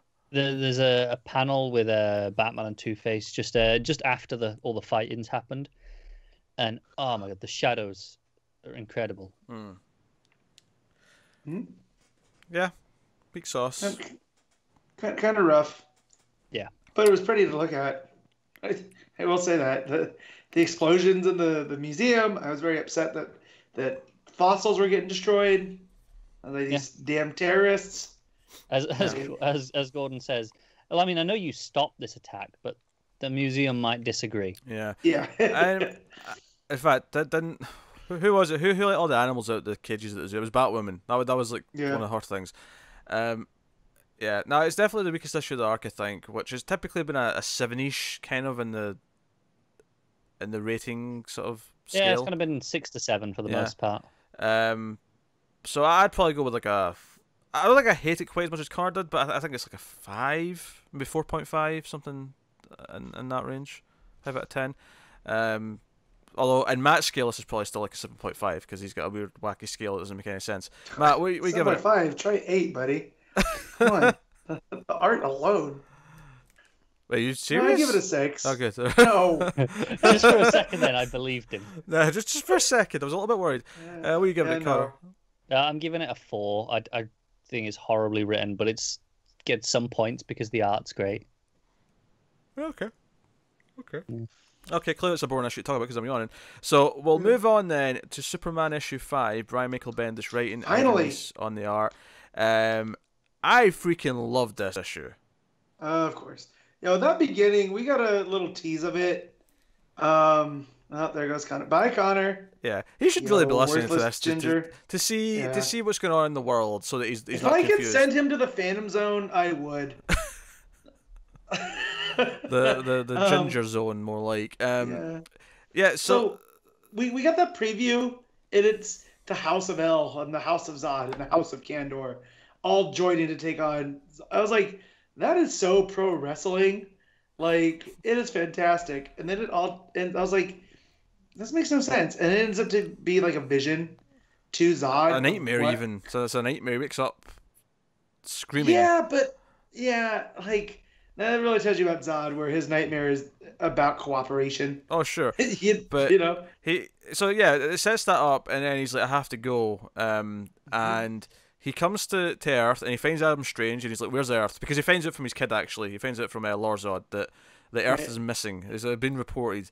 And he finds Adam Strange, and he's like, where's the Earth? And they find the little Earth. And this was a really funny little inventive sequence, I thought, with the Earth like actually comes back to full size, right? It just happened late. And it comes back to full size, and they're right next to it, so they end up on the opposite sides of the planet, and they're kind of, because I think Adam Strange ends up on top of the Daily Planet, right? He's like on top of Metropolis, but Zod's like on the other side of the world because he was on the other side. He's of in the Persian Gulf. Yeah. So I thought it was a really funny idea, like it getting bigger around them, and then being like, oh shit, all these buildings are going to whack into me, and whatever. Well, I just love Adam Strange still trying to report the Earth is missing, and then they find it's slowly growing because of the atom. Yeah, and it's funny we referenced The Good Place earlier because the Atom wakes up and just shouts out Kristen Bell. That's what he's dreaming about, so fair enough. He's only human, So, fair enough. And Zod immediately is like, is that a Phantom Zone projector? Shoot me with it now. And, like, wait, what? It's like, shoot me with it now. I was like, I don't think we should do that. Like, I love Ray Palmer. Well, no, because he does it, and then afterwards he's like, so that was the right thing to do, right? Was to shoot Zod with the Phantom Zone projector, right? I think that was the right thing to do. And obviously it's all building up because he's become aware of what's going on, and inside the Phantom Zone, Superman actually flees the fight from Rogol-Zar, and he has a really great couple of pages actually where he kind of is like getting angry, and he's almost tempted to, should I go further in how I fight? Should I do something worse? And there's that page where he kind of then he thinks about Man-Pa. And Jonathan Kent says, tells him to calm down basically, and he's like, "Sorry, Pa." And it's basically just the inner workings of his head, and how whenever he is like losing his temper, whenever he is maybe tempted to get more violent or more angry or lose himself, even in their death, he doesn't want Man-Pa to be disappointed in him. Yeah, so powerful. That hit the heart chord a little bit, and then of course he goes to Rogol-Zar. And kind of pisses Rogol-Zar off because he's like, you know what? I see it now. And Rogol-Zar's like, what do you see? And then he starts getting angry. He's like, you know what? I destroyed Krypton. I killed everyone in Kandor. And yet you still won't try to kill me. Which means you never... And he doesn't finish his sentence. He just gets blasted with this huge wave of, heat vision. And this is Zod making his entrance. And you just hear the voice come off panel. He's like, yeah, he never will. He's too naive or good-natured for that. But he just turned the page. Final pages... I am Zod, and it's just him, and it's like this issue went in so quick for me, and I mean that as a compliment. I love what it's doing with Zod. I loved because I think we even questioned this right a couple of issues ago. We said, what's Zod going to feel about this? Would this be the one villain that teams up Superman and Zod because of what he's trying to do? And this is like Bendis answering that and saying, hey, here's Zod. Yeah, well, it's when we talked about Stan, we talked about the X-Men and how progressive that was. And this is like when you have Magneto and Xavier team up over anti-mutant forces that are going too far, like the Sentinels or whatever. You know, I like can see that it's along those comparison there, lines. yeah. That's interesting. And so did they put their differences aside because it's over the greater Kryptonian, you know, for that stuff? And I love it, and I love that Superman is gonna have to form this uneasy alliance with Zod. It's like, well, no, we can't kill him because you know, that'll be the classic. That we're no better than him. Yeah, I like this Zod. I like Bendis' Zod, which is I cool. also like that his is her name Ursa? Is that the? There's been so many different. Yeah, I think it is, yeah. Okay, I like that Ursa's like, yeah, you need to lay off all the stuff from Jakul, basically accusing him of getting too drunk every night. You know, like those give you the bad dreams. It's the water from Jakul, or the brew they make is really strong. Yeah. Which is kind of funny. Yeah. Honestly, the only negative point about Superman is that that cover they're putting out for Jonathan Kent's return's a little bit concerning. So it's a bit concerning, and I've had to learn to stay off of Reddit because. You know, we were talking about, you know, maybe some people, myself included, and James, we were jumping to conclusions a little bit and preparing to be upset. Before Ben started his run, yes. You would have thought that a lot of these people when that came out, but like Bendis had personally robbed them of their life savings and then went and spent it at the racetrack. The way that they were carrying on about how he's ruining the character. And I'm like, are we not reading the same thing? Am I allowed an opinion on that cover? Not reading the book, because I was like, I'll tell you you're an idiot, but sure. Well, I was really confused. He looks kind of evil-ish, and then I was like, he looks older. Are they aging him up? Yeah, they seem to be. Yeah, because he's off world right now. So I think the implication is he's going to come back with Jor-El, and he'll be a little older. Puberty hit him like with a brick. Which is a shame in the sense. He looks a lot bigger. Yeah, it's a shame in the sense that we like John Kent as he is. And he's only been around for a couple of years, so it's like, is it really time already to age him up? But whatever, okay, we can do that. I'm assuming there's going to be a swerve here, though. I'm sure they'll tease that he's evil. They'll tease that he's, you know, this angsty teenager. But my hope is that it's more of a swerve than it is anything else. And what got me was a lot of the people that, like us, loved a lot what happened with Rebirth, and they really hate what Bendis has come and done throughout these. You know, he's written 12 issues by now, you know, between the Man of Steel and Action Comics and annuals and Superman. And it's like, guys, let's chill. He hasn't even started his story yet, you know, before we start saying that he completely ruined Rebirth. Because I remember there was a big chunk where Tomasi had Clark reading off of, you know, memorials. Yes, I don't remember that fondly, no. I mean, I have very little to complain about so far. And if he ends up kind of, like, if John Kent ends up being the big flub, where, you know, we look back at Bendis' run and say, well, he kind of got John really wrong. Yeah. But everything else we really liked. I mean, is that worth the give and take? I don't know. But the point is that, yeah, I'm not thrilled by the cover or the implication that Jonathan Kent might show up as this angsty, evil teenager. But I'll wait and see, because let's not overreact at the first glimpse of something. Because I really liked this issue. I liked it a lot. Like, maybe my favourite issue has Superman so far. In fact, most months actions beat Superman for me. This might be a tough one. I don't know if Action can do it this month. We'll see. We'll see. Well, Action's always been my favorite, you know, month in, month out. Takes a lot to unseat that one. This issue was a lot of fun. Yeah, art was really good. All that's going to happen in Action too. So let's say it goes the darkest timeline, and he does whiff on John Kent. I'm going to be super bummed out because I love Action that much. So yeah. Also, just worth mentioning, I did say it was Ivan Reis on art, but there's actually two artists on this book. It wasn't just him. Reis and Joe Prado. It was Claire Albert. Okay. Was oh no, right, Joe Prado. Yeah. Pages 1 to 6 and then 23, 24. So basically the Zod stuff was him for the most part, which is cool. So no, art was really good. I thought Zod looked great. I thought him showing up at the end was fantastic. I thought all that really fun stuff with the Earth growing in size again, with Adam Strange and Zod kind of being right next to it and kind of falling into the Earth because it's getting bigger, was really entertaining to read. So, Yep. no, I really like this issue. That was really freaking good. Yep. So, yeah, what are you giving it, Matt?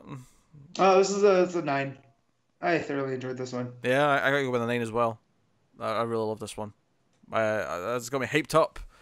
But anyway, we'll move on. We'll tag Connor back in because we're going to talk about the Flash issue 58. Joshua Williamson writing, Rafa Sandoval on the art. This is the first time we've seen him do Flash specifically. So very different looking Flash issue compared to what very different, but I don't know if that's necessarily bad or good. Not necessarily. There are points where I think it's bad, like the credits page. Yeah. What the hell is going on with his chest? Like, seriously. Let me find it. Hold on. I will say, like, bizarrely, I think though the only complaints I have about the art is sometimes Flash himself when he's, like you say, the credits page. Bulky. Yeah. When he's doing some of these like kind of angular, like, Flash is running towards the camera as it were, so it's like a sort of extreme angle on him. Honestly, I think he looks kind of too bulky throughout. Flash should be, he's a runner. He should be quite lean. Whereas he's so muscular. Like, there's a couple of pages after that. It's after he stops the train. And he's holding the prisoner up, and he's like, I'm going to take you to the police station. Yeah. The pose he's in, if I didn't know better, I'd say he used that Liefeld Captain America cover as the base. That's a John Cena pose. Like, yeah, he's very bulky. No, there's no denying that. What's funny is I actually really like the art. Otherwise, though, like I think all the surroundings. I like how they're in a different country, so it feels different to all the other art we've had up until this point. Well, I like the way that he draws motion too, though. Like Sandoval, it looks when that page where Flash gets hit by one of the and his lips are all the lips are all puckered out, it looks real good. Like and when he runs through to save people from the rubble, there's a sense of motion in there that I just really like. It is really conflicting because I do like almost all of it. It's just the Flash that I dislike, which is kind of a problem in a Flash. In the Flash, yeah. So they're in Benizia on this Force quest looking for Force clues. Which do you guys know where that's from? Why that's kind of familiar? I actually don't. Is it familiar to you guys? I'm sure you're going to tell me though.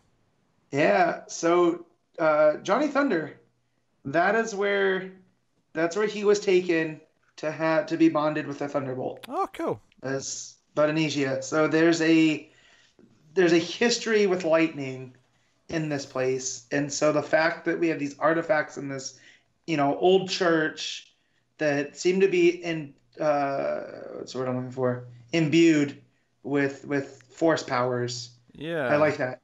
And you've got this Gemini pair trying to find artifacts to steal power from them. And what's interesting is by the end of it, basically Barry is convinced by Iris that he should just sort of forget the Gemini kids and just sort of no, we should continue on the quest. That's more important. But they're actually going to pursue Flash because they kind of want his power. They're like, no, we can feed off of him. They haven't felt like this in years. Yeah. Based off the Speed Force. So, also, I was promised a lot of gorillas in this issue, and I didn't get any gorillas until the last issue, and it was sad gorillas. Last page. So I feel robbed. Yeah, I mean, last. There's lots of gorillas there. Yeah, but not like the cover. Like I'm tired of this trope of comic covers lying to me. That is pretty misleading. Yeah. Yeah, like, I expected Gorilla City in here, and I'm not mad that we're in this different place, but I will say that it is misleading. I'm not arguing that, but it's actually better than some comics where at least it appears by the end. Yeah. It feels like that's the cover for the next issue. It does. That happens a lot in comics. I've noticed though, is that I feel that a lot. I dig that Iris has like goggles because she's running around with the Flash a lot, so she just got them ready to go at any point at goggle time. So they end up going to Gorilla City, and they find that all the gorillas are dead. Well, I don't know if it's all the gorillas in Gorilla City, but certainly in this place. But enough. At the very least, one faction of gorillas is dead. Yeah, there's been a massacre has taken place. So, no, super interesting. No, I'm digging the bonding between Barry and Iris. I'm digging them being a team in this. Yeah. I mean, this is the whole Force Quest stuff where Barry's explaining, you know, each of these forces deals with something else that you wouldn't think. You know, like the Sage Force deals with empathy, and the Strength Force deals with the gravitational pull. Yeah. And whatnot. Yeah. So I wonder by the end what we're going to find out about the Speed Force. Yeah. I will say I did think the issue was a little bit overwritten and it was a bit clunky in places. I'm just used to that with Williamson. Like at this point, that's his style. No, it's fair. It felt a bit more egregious than usual to me, and also I don't like the calling them all Force users. What is that? What they call them? Just we're looking for Force users. Oh sure, yeah. Actually, do you know what I really liked though? There's a little point at the start when he's chasing the purse snatcher. I like this, like, we're in a different place where there's a lot of foot traffic, so instead of, usually he has so much room to, like, you know, just go around cars and stuff, but going through a crowd and, like, a marketplace like that was actually, like, something he had to think about differently. I like that. I was really glad Iris went, what took you so long? Because during this I was like, this seems to be taking a while just to catch a purse snatcher. I know it's different, but even so, it felt like it was taking longer than I would have expected. So, but then it got addressed. So I'm like, yeah, I'll go on then. And he's being polite. That's the point. I love that. That's such a Barry Allen thing, and him not wanting to eat at the local places. Like, hey, so like, how are you running to Central City? Get my favorite burger also, and be back. I like the touch that he knows he can take it well because it's just a purse snatcher. He knows he's going to get to him. He's not going to get away, right? Even at like a 100th of his speed, he's going to get to the purse snatcher. It's true. Yeah. All right, let's rate Flash then. What are you giving it, Matt? Oh, this was a 7.5. I mean, it was pretty decent, but it had some issues. Cool. Connor? Yeah, I'm giving it a straight 7. It's mostly solid, but a couple of clunky bits of dialogue, and then just the Flash not looking that good. Yeah, I really like the direction it's going in. But I suppose it is just about a 7.5 overall. But I feel really good about what it's doing. If that makes any sense. So I feel really positive, even though I'm only giving it a 7.5. But I just want to be clear. Sometimes on my rates, I'm like, yeah, it's a 7. It's pretty good, and it's considerably lower than your scores are sometimes. 7's still pretty good. I'm still happy with that. Yeah, I still use the whole scale though. Matt's the one who's like. Yeah. Matt's worse than you are, for sure. I told you guys when we started this, everything's a 7. So I didn't want to rate. I think it's kind of shuffled up. Everything's at 8. All right. It's really James's 1 through 5 scale, but just done with 7 through 10. So it's a little bit different. It's a little more than 5. But... It's like you remember the gaming press, Matt. What the hell? Where everything has to be at least a 9 for it to be good. Yeah, and... if it's not an 8.5, it's not even worth playing. Sure. Games. Let's move on. Let's move on to Supergirl issue 24. Marc Andreyko writing and Doc Shaner on the art. Yeah, buddy. God, that art.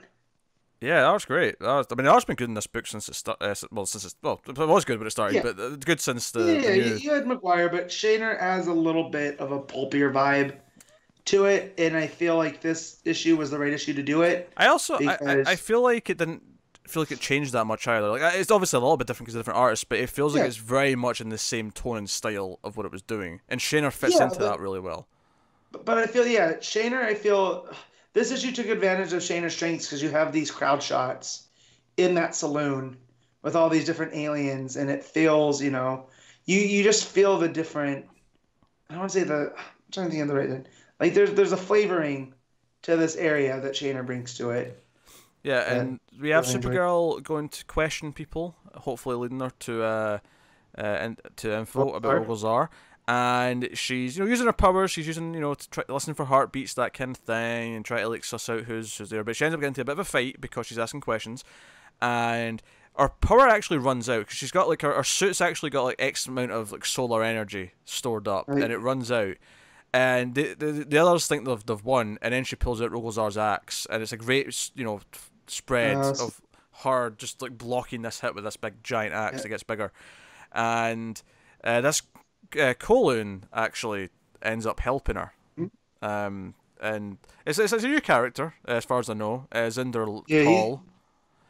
He's not a dox, He's which not a dox. is refreshing. But he ends up helping her out. So one of the things is that some planets have solar charging stations, so she actually has like a little cable that charges her with solar energy from this like machine, which I thought was kind of funny. But she ends up giving this guy a lift. He wants a lift to somewhere, and she agrees to let him on the ship because he can fix parts of the ship as well. Probably my favorite page is actually them sitting in silence on the ship, and it's like 4 wide panels of them sitting side by side, and one's like him just sort of glancing over at her, but then he looks back, and then she glances over at him, and then she looks back. But my favorite part of it is Crypto's tail just sort of in some of the panels being there in the background, just popping up above from whatever the seats are or whatever. You could tell that he's like trying to get comfortable, so he's up and moving around.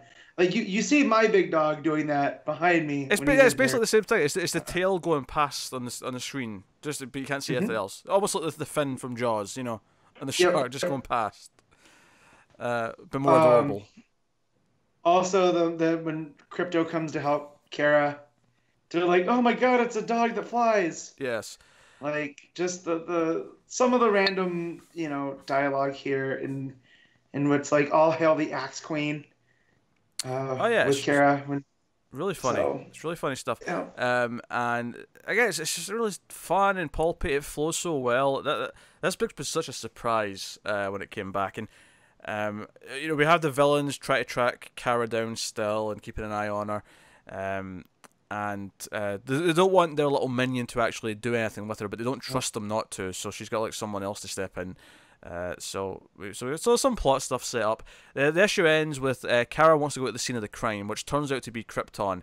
But she didn't think this through very well, because when they get there's a minefield of kryptonite, and she immediately collapses and starts bleeding from the nose. Yeah. I have to admit that was a bit of a dumb decision on her part. She really should have thought this through a little bit more. But then remember, she's a 16-year-old girl, right? She's very impulsive. If only one thing could hurt me, even at 16, I think I would be really thinking about it. Where would that be? Where would I want to avoid going? And I guess that's the difference between me and Pete, because you don't rush in head first into things. No, strategize, people. We don't need that for. Just rush in, take out as many as you can. I feel this is if we played D&D, this would be our 2 different classes, right? Whereas. That's what I do. You just point me in a direction and hack away, sir. And you're just like, all right, this is the plan. I feel like if we were playing D&D, I'd be the dungeon master. Just like every time Matt asks me I'd be about to describe who some characters are so that the party can make a choice on what they do next. And Matt would just shout, "I hit with my axe." Roll protect. I'm not gonna lie. Matt is Leroy Jenkins. He is. No, he is. He is. Yeah. All right, let's do this. Everyone's there planning it. It's all sort of Matt just charges in. They'd be like, "Matt, what character class you going to be?" He's like, "What's the closest to a bear?" Yeah. When we were getting ready to play a Star Wars themed one, I was going to be a Wookiee just based off of that, and they're also the strongest. So, and I amplified my own strength because I wanted to rip arms off of stormtroopers. So I asked the guy that was going to run the game, how strong do I need to be to do that? And he made up a number. So that's what I did. I couldn't do anything else. Yeah. That I could rip arms off. If nothing else, Matt for sure would be the tank of the group. There's no doubt in that. Yeah. A lot of hit points and big attacks, but nothing else. Anyway, what we talking? Supergirl. Yeah, Supergirl's very good. It's very, very good.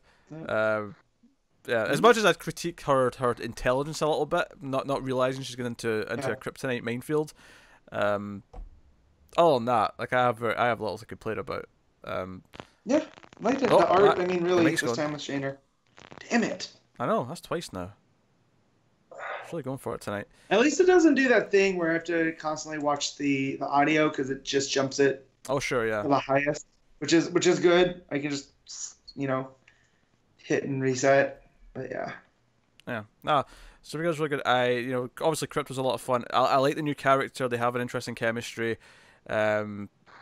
Art's very playful. I have nothing to complain about. And anytime they partner her up with a Kaluan, I like, because that goes back to her Supergirl and the Legion stuff, where she had she had a romance with Brainy, so that's cool. It's cool. So I'm excited to see how we tackled the crime scene, as it were, and the villains are hot on our tail. But the book's not let me down yet, and this is what, the 4th issue of this, I think. So yeah. Yeah. So we giving it, Matt? 8.5. Man, a lot of stuff to love. That's a fun. All hail the Axe Queen. There's a fun little bit of feedback that was coming in there for a second. It was just amusing. I will give it. I'm over the 9. I loved it. This is up there for me. So no, that's my third 9 this week. By the way, I'm having a good week for comics. Yeah, you are. I'm having a damn good week.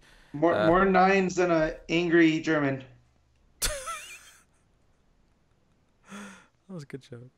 All right, that'll take us on then to Catwoman issue 5. Joelle Jones on, well, writing and art, double duty. Yeah. So yeah, so this issue plays out there's two things happening at once. We play out almost every page until very late on is Catwoman intervening when her sister's about to be injected, because she was at the hospital last issue, and then of course we found out that Creel was going to murder her husband, and she's doing that, and it's kind of playing out tangentially as we go on, and we have Catwoman fighting the orderlies, getting attacked, eventually being knocked out, alongside Mr. Creel, the governor, like dying, and well, I say dying.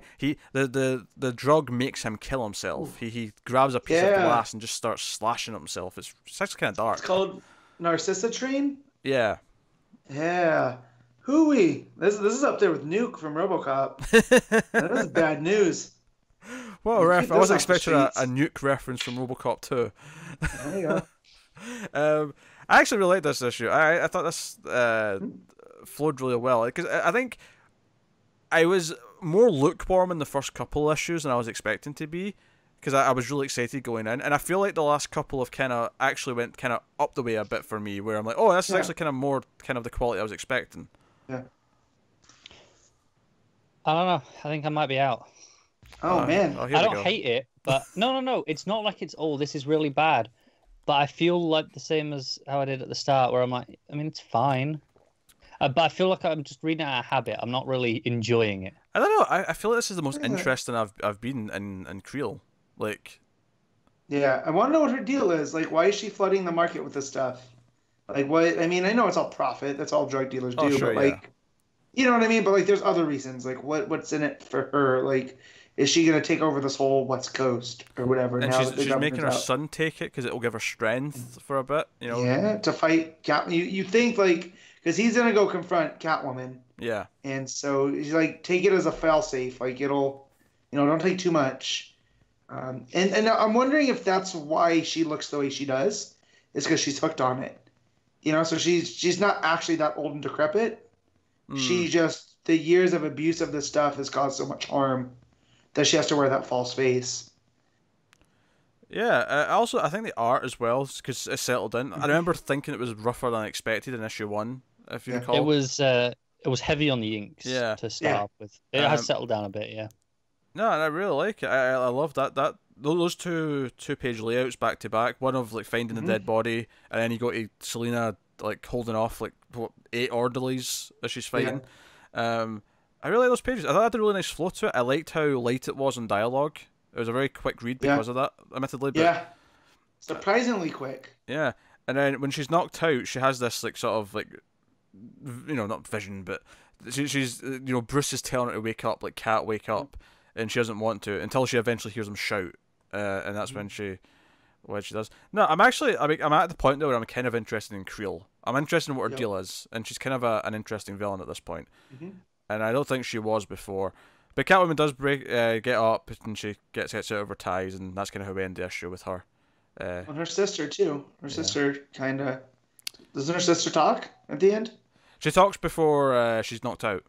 Yeah. No, not at the end. At the end, she's still back at the hospital, presumably. Yeah. But yeah, she does say Selena before she gets knocked out, which is cool. But so she wakes up in the mansion, in the Creel mansion at the end, and takes out the guard. But that's where we leave it off. No, I was really into this one actually. This is probably the most I've enjoyed this book. was this issue. So I'm actually I'm surprised to hear Connor kind of go further down on. I'm not, because it seems to be both of you guys seem to be consistent. Where you were more open, Connor was less open to it, and it's kept delivering what you guys are expecting. You know, and I'm more on Pete's side. It's not like I think it's gotten worse or anything like that. I think I mean, to put it this way, I had 2 issues of this to read today because I missed the last one. Yeah, I missed the last episode we're on, and I never felt inclined to go out of my way to read it beforehand to catch up. So I read these 2 back to back, and they were the final books that I read. And I went, all right, I suppose I'll read them. And they didn't really do anything to change my mind. Yeah, I mean, so that's fair. I mean, I will give Jones credit enough that her writing's been consistent. Like, it's not all over the place. It's not really up and down.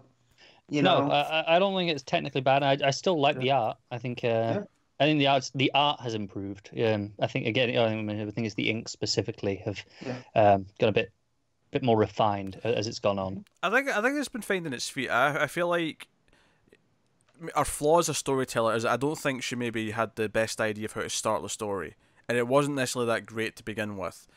I think the more we build up this villain, and the more we build up, and I think adding Catwoman's sister into this has been a pretty big deal for making it feel more personal to her, to give her a bit more stakes in the story. Because as she even points out when she's waking up here towards the end, is that I didn't want anything to do with you. I wasn't investigating you. I wasn't caring about your stupid family or your city or what you do here. Right. I just wanted to be left alone, but you couldn't leave me alone. So here we are.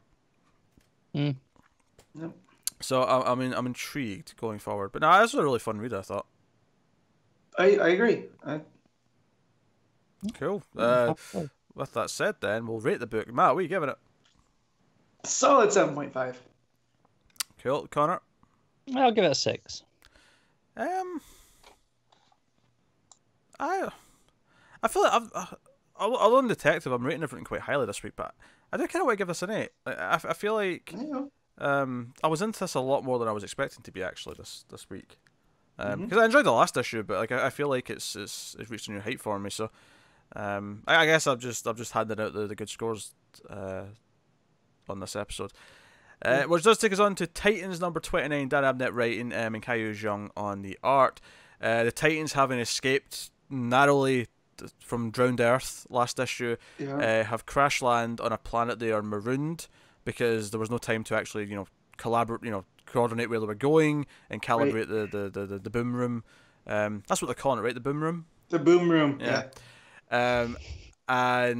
So they're stranded on this planet, and it's kind of them dealing with their own insecurities, them dealing with the fact of what set of monsters they are. Because the big cliffhanger, of course, is that Miss Martian's been injured, and she was trying to use her powers to like fly over the planet and like find out where they are in relation to Earth. Because she's like, well, I've got telekinesis, so worst comes to worst, I can just like fly the ship there manually. Right. If we're close enough to Earth, but they don't recognize Earth, and so they're just kind of they're stuck there. Beast Boy freaks out and goes nuts and loses control and becomes big, proper, beastly, monster Beast Boy. And to the point where he might even trash their boom room, and which will ruin any chances they've got of getting off. Yep. And in trying to calm him down, Miss Martian gets weak enough and loses control herself, and she can't maintain her green Martian presence anymore, and she turns into a white Martian. So they're all seeing this. This is the cliffhanger at the end of the issue. So question: have white Martians always had 4 arms, or is that something new? Because I can't remember. It seems familiar. I'm not surprised by it. Yeah, because I could have sworn they looked like they were just bigger than green Martians. I'm pretty sure they've always had 4. Yeah, 4 seems familiar to me. It's been a little bit different in adaptations, but I think the comics have always had 4. I'm gonna look this up real quick. Yeah, because it took me by surprise, but it didn't feel wrong. You know what I mean? Like yeah. Maybe because I'm just used to all the adaptation versions. Yeah, you're used to like them on Supergirl, or you're used to them on whatever animated show. Did you like the issue though, Matt?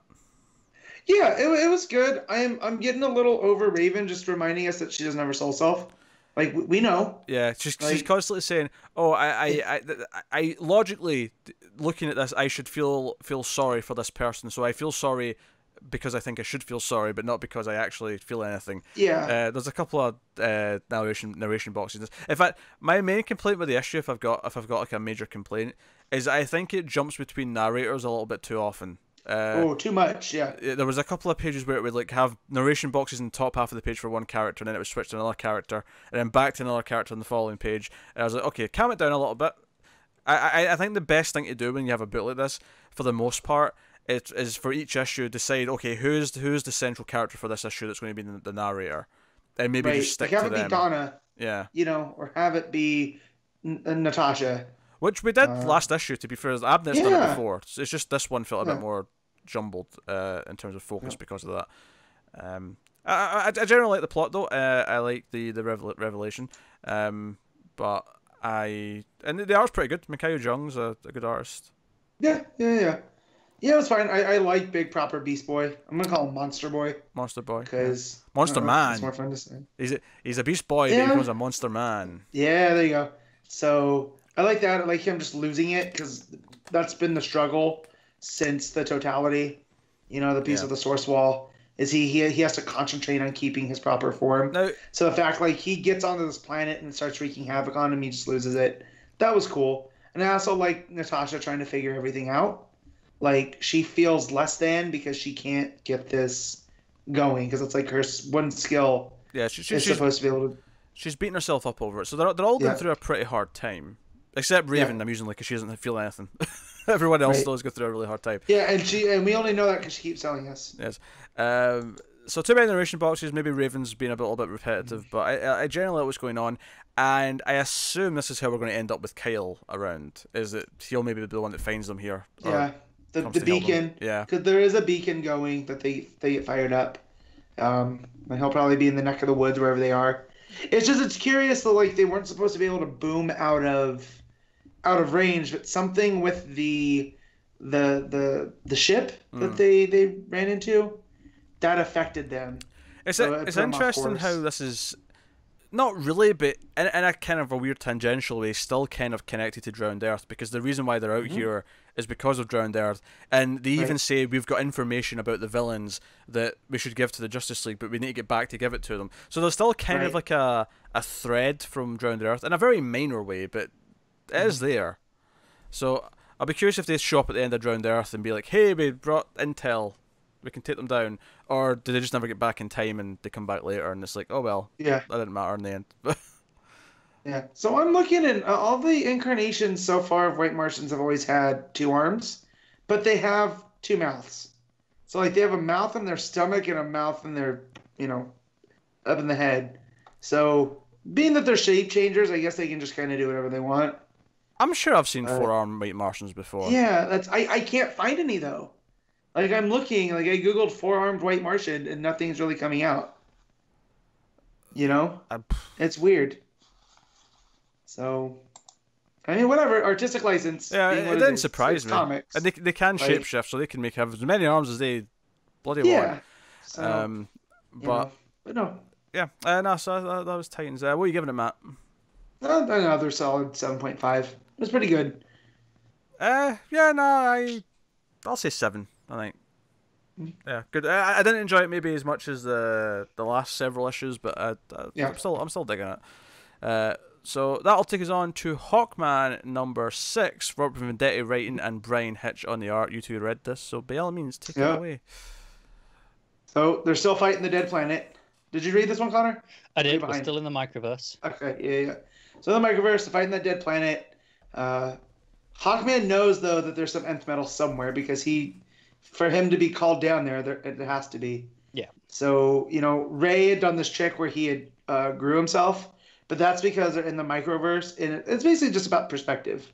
So he can make himself bigger because compared to the microverse, he's just shrinking less. Right. So, but he can't grow too much, or he'll burst apart the microverse. So it's this. Yeah, not sure how he's getting in and out, to be honest.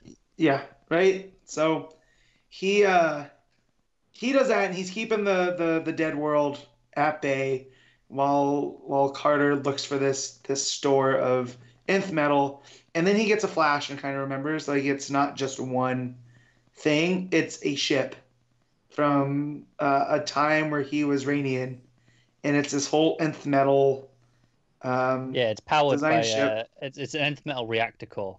Yep. So he digs that out of the dead planet and uses that, and he can't get it to work.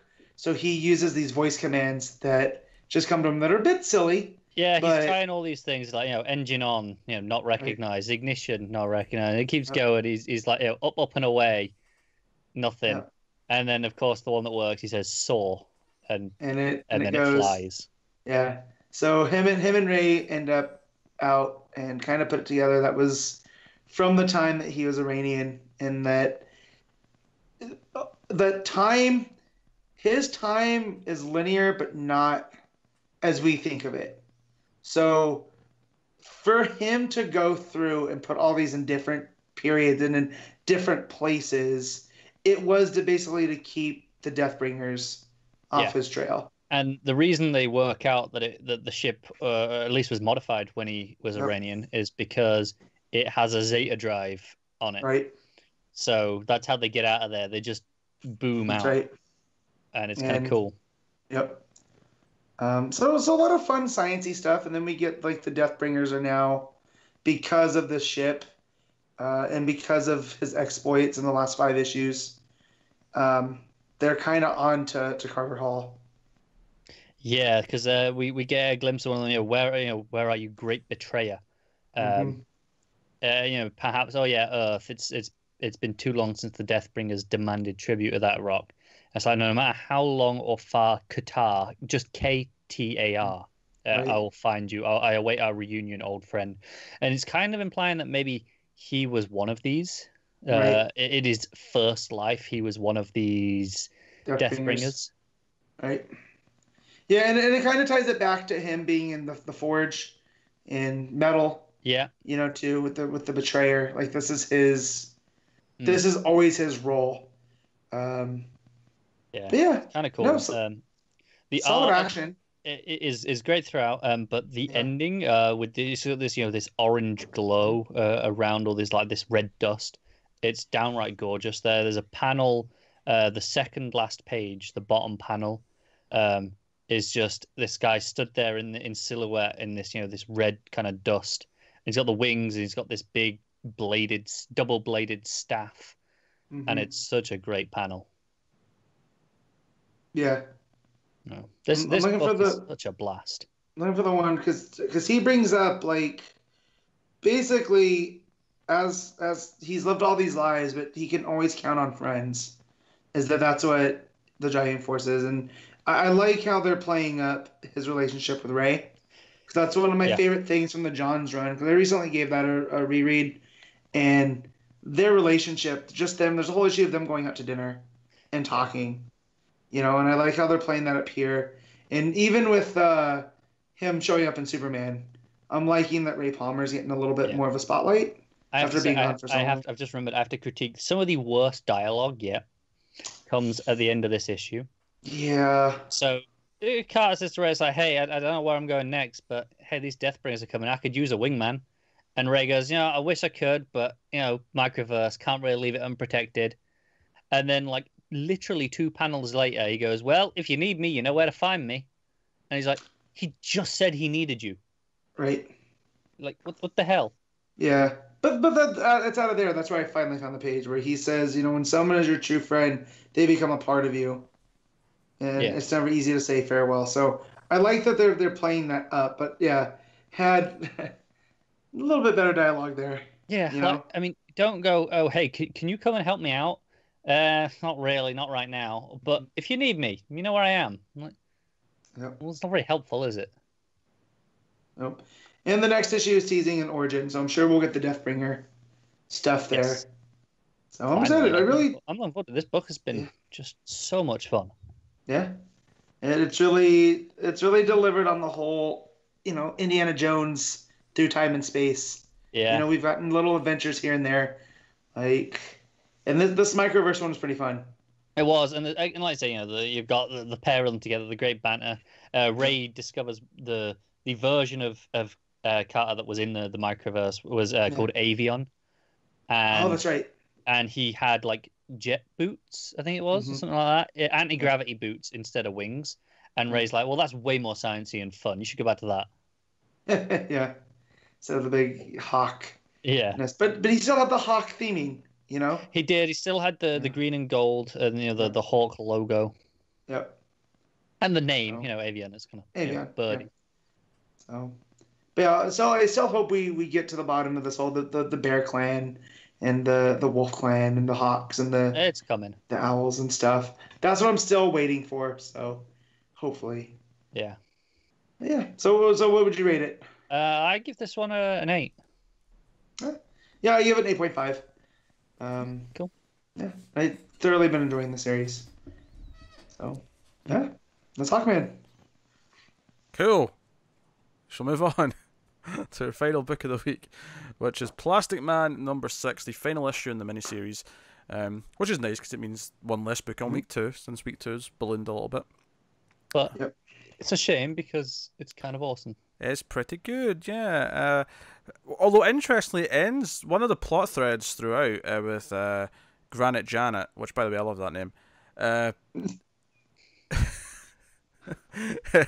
She's set up for a sequel because at the end, like she's still hanging there and she's like looking for Plastic Man and it says, "Oh, Plastic Man will return soon, we hope."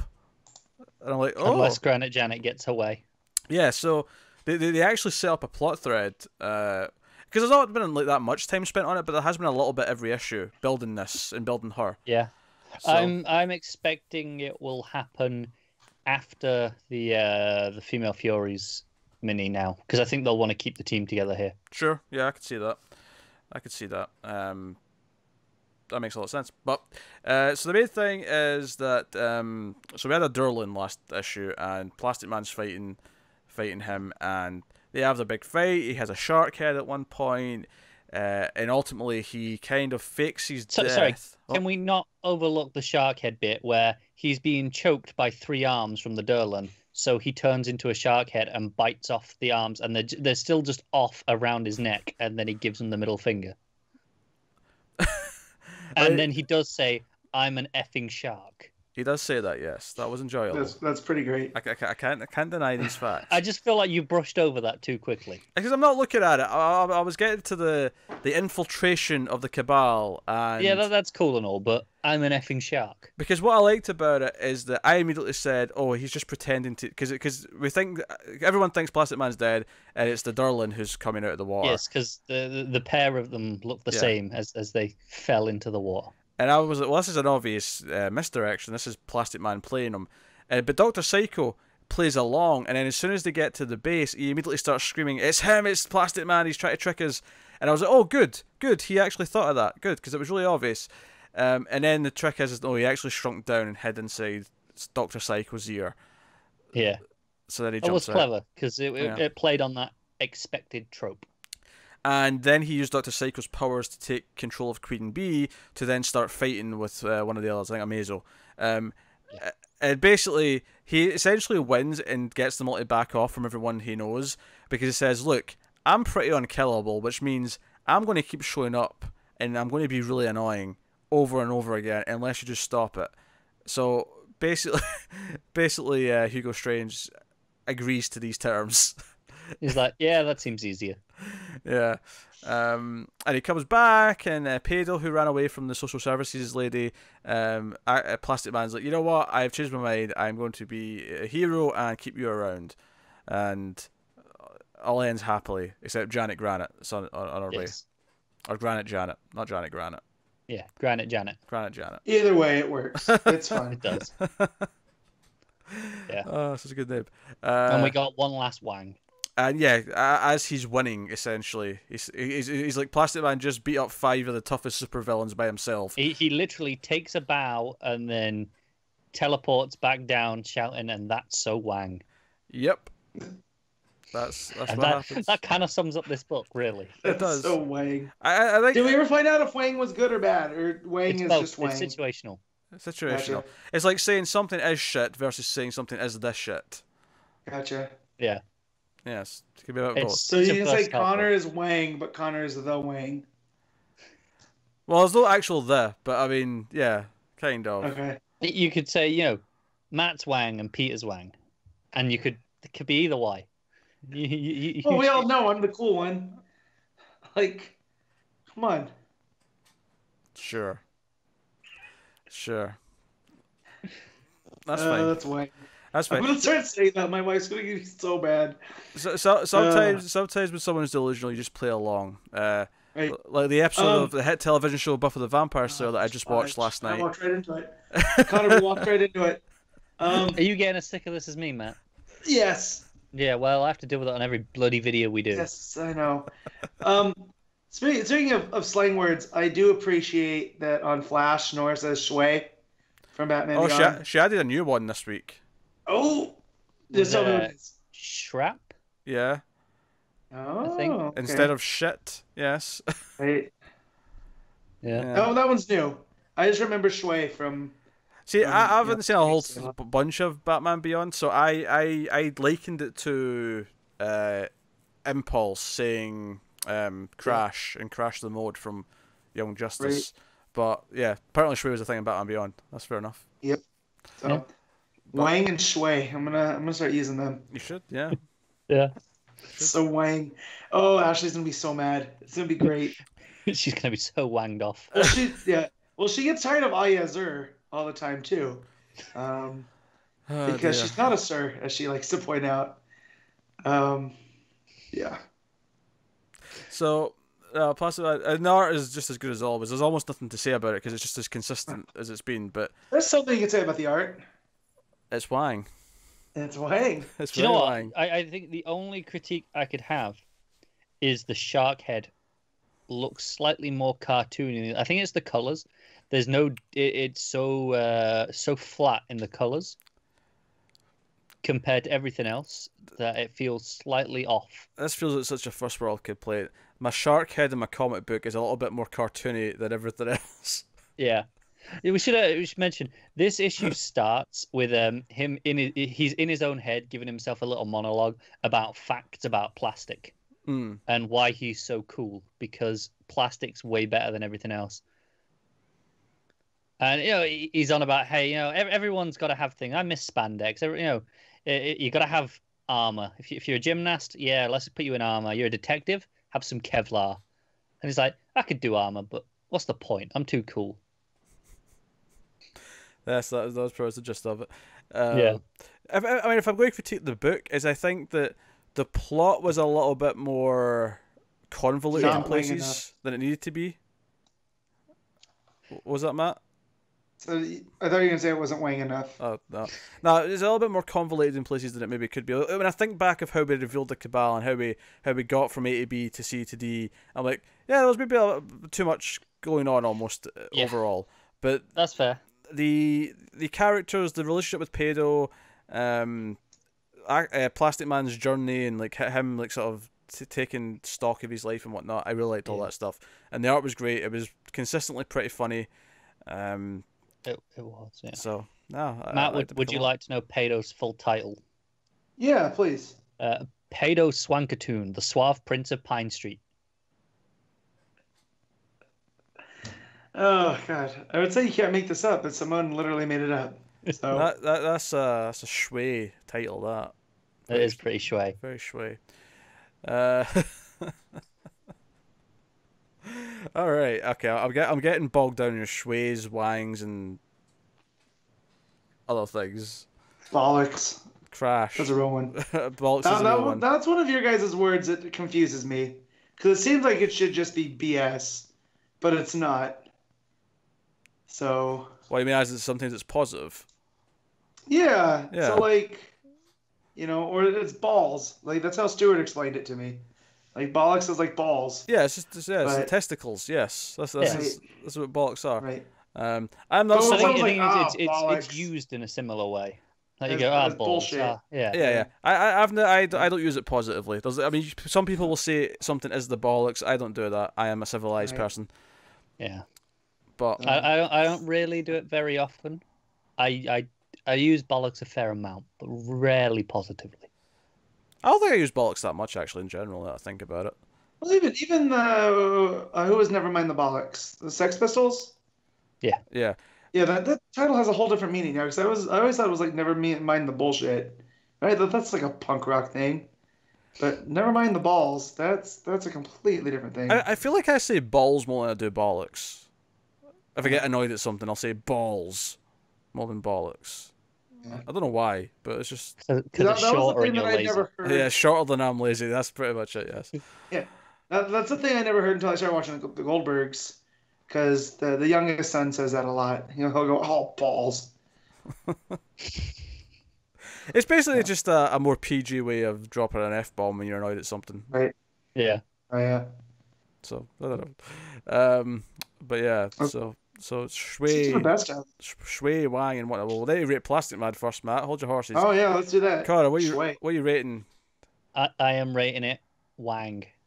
I knew you were going to say that. I That thought you were going to do it. that was the most obvious setup ever. I know. Should have said it was 10 wings out of 10. No, in all seriousness, no, it's like it's an 8. I will concur with the 8. It is 8 Wang out of 10 Shui.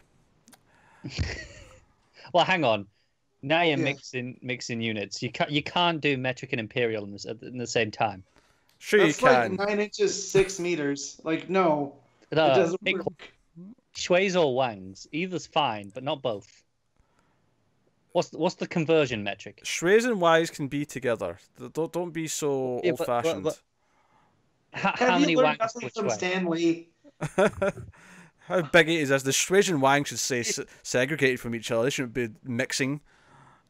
How many Wangs to a Shui? 3 Wangs to a Shui. Okay. But you get 4 Shui's and a crash. Okay, yeah, that sounds about right. I'm just laughing that you said 3 wings. Like I just. Mad's about 12, isn't he? Yeah, always. Like you guys should know this by now. That should be Dick's new nickname, is Wang. Well, Hey Wang. it's better than Rich. Wang Grayson. It's better than Rick or Rich or whatever the hell. I believe it's Rich. Did they go? I think it's Rick. That's Rick. That's your right. It's Rick. Whatever it is, it's stupid. That's what it is. And DC needs to get their crap together. I don't know. And That's the stop worst being part. Wayne. It's not even Rick with a K on the end. Yeah, just RIC. Just RIC. Actually, what a the Titans TV show actually kind of gets around. I mean, he's still called Dick, and they've still used that a couple of times, but they get around it in a lot of normal scenes because he's a cop, so he's referred to as Detective Grayson. And I'm like, they're very sly. I see what you did there. So he's so he's a detective, so that makes him a dick. He's so a dick. Dick, Yes. Dick Grayson. yes. Dick. He's Dick the Dick. It's funny because at one point Starfire really emphasised his name. He's like, "Yeah, good job, Dick." And he's just sort of give it a look at us like, yeah, okay, yeah, no one's ever done that before. Yeah, very good. I think Raven did it once as well. She probably did. It's only been a couple of times, but I feel like we're going to get it once from each of them. Yeah. So we've still got Beast Boys to go. My younger brother used to think that he was getting away with stuff by calling us Richards when he was like 9 or 10. So yeah. All right, yeah, best stuff for the week. This is the part of the show where we pick our favorite panel / moment, favorite art, favorite cover, and top 5 books of the week, if I can speak properly. All right, so start with panel / moment, Matt. So mine comes from Mr. Miracle, and it's where Scott and young Jake are on the couch and they have their feet up on Darkseid, and Darkseid just looks pissed. You son of a bitch! That was as soon as I read that this week, that was going to be my moment. Then I can actually say that whole page because I just love the way that it's laid out and whatnot. So, Connor. I'm going with I'm an effing shark because that just cracked me up, and I was like, yes, I'm gonna miss this book. I mean, I can't fault it. That's such a Jason Aaron thing too. You would expect that out of him, right? Yeah. As tempted as I am to have Wonder Woman smacking Steve's ass, because there's a temptation. That's pretty Wang. Yeah. Yeah, no. And I think there's a temptation as well for some stuff from Superman, but I think I have to go with Mr. Miracle as well. and I'm probably going with the stuff in the rain. I think that's That's good too. emotionally. I think that is the high point of the issue for me. Although the ending's also really good, but I mean, You could take any of those moments where someone comes to talk to him from Yeah. his past that's almost a ghost, because even the Granny Goodness one is surprisingly sweet. So I think what works about the Highfather one is that's the one where he turns around and sort of fights back. Because every other one he just kind of takes it, but that's the one where he turns around and resists. All right, so best cover of the week. Now I want to say that I love the Detective Comics variant a lot, but I'm actually gonna have to go with the Superman variant. I never actually checked who it was. I remember, but There's a lot of good covers, isn't there? there's a lot of good ones this week. Oh no, I actually happened to be on the title page as it was. Oh no, Comixology, stop it. Stop misbehaving. So I'll say well Pete's messing around because I have mine. Oh, here we go. No, Adam Hughes. I thought it was Adam Hughes. Look at Adam Hughes at one. Matt's is probably the Wonder Woman variant. Possibly, but so I love that variant. I think it looks really great. But I especially love how it plays with light, including the logo. Like the darkness affects the logo, and like part of it's missing. I really like that. It really feels like he's trapped in some sort of phantom zone. I dig it. Yeah, I could have done without the word boxes though. The word boxes, the word bubbles. You know what? I don't even remember the word box. I'm gonna go back and look at it again. I'm looking at it now. It still tickles. Yeah. Sure. Yeah. Okay. I take away the word box or the word balloon. Yeah. The rest of it though, I love. I think that's a beautiful cover. Yep. I love how it plays with the lighting in the title as well. I like it, but I don't think it stacks up against like half of the other ones this week for me. That's fine. We've established many a time that you're wrong, so that's okay. What are you picking? Yeah, Connor. Matt, do you want to go first? Because I assume you're taking the Wonder Woman one. No, I'm not taking the variant. I'm taking the actual Wonder Woman cover. I love the composition of that Dodson's cover. Yeah. Like the color, the fact that she's lifting two soldiers up. It just looks great. I also want to give a shout out to the Flash variant. She got him running all over the place. Yeah. Looks very like modern art esque. And the Hawkman variant too. That one's pretty cool. Yeah. So. Joe, I was gonna go with the Wonder Woman variant, but the Wonder Woman main cover was strong contender as well. But I think I'm just gonna go with the simplicity of Mr. Miracle's variant. Just the big dark side is. With him poking out from the corner. Yeah. Yeah, okay. I like it. All right, best art of the week then, Matt. So any other time this would have gone to Mr. Miracle, but I really love Doc Shaner on Supergirl this week, so that's who I'm giving it to. I see. Yeah. Connor? I can't really. I didn't read it, but I can never fault Doc Shaner as a choice. I'm going with Cary Nord for Wonder Woman.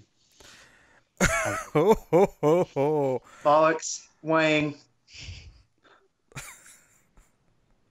They typically go together, yes, Matt. I'm just saying. They come as a set normally. Yeah, I'd probably be boring here and just go with Gerads. I love Shaner's art on Supergirl, and I really like Superman as well. And I like Cary Nord, but I think I have to go with Gerads. And Melo. I need to reference Melo from Plastic Man. Hitch was pretty great on Hawkman too, to be fair. So a lot of good art this week. I was. A lot of good art. A lot of good books you this didn't week. mention Giandomenico there. I know. No. Weird. So top 5 books of the week though. Matt, take it away. All right. Number one's gonna be Superman. I know it's pretty pretty surprising, but I am shocked. It wasn't good. Shocked. I went there. 2 is Mr. Miracle. 3 is Supergirl. 4 is Wonder Woman. And 5 is tough because they're kind of log jammed. But I think 5 is going to be Hawkman. Yeah. Cool. Connor? I think number 1 I'm going to go with Wonder Woman. 2 Mr. Miracle. 3 Plastic Man. 4 Hawkman. And 5 Flash. Yeah. My number one is Superman. Ooh. Number two Shui. is my number two is Mr. Miracle. My number three is Wonder Woman. Number four is Supergirl. Number five is, I think. Okay. Sounds like He-Man touching into the power of Grayskull.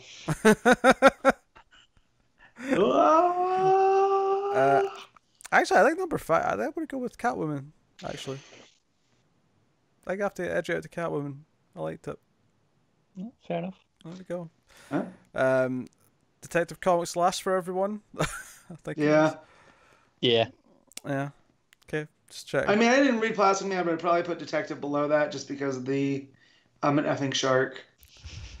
Plastic Man was good. Plastic Man, was fighting for that fifth place. Yeah. I'll probably go now that it's over. I'll probably when I have some time, I'll go and read it all together, and I'll probably enjoy it a little bit more. Joe, it's funny. I monthly. think this is the first time Supergirl's not been my number one since the new run. It's not because this issue is any weaker. It's just because there's other things this week that are impressing me. It was a good week. Yeah.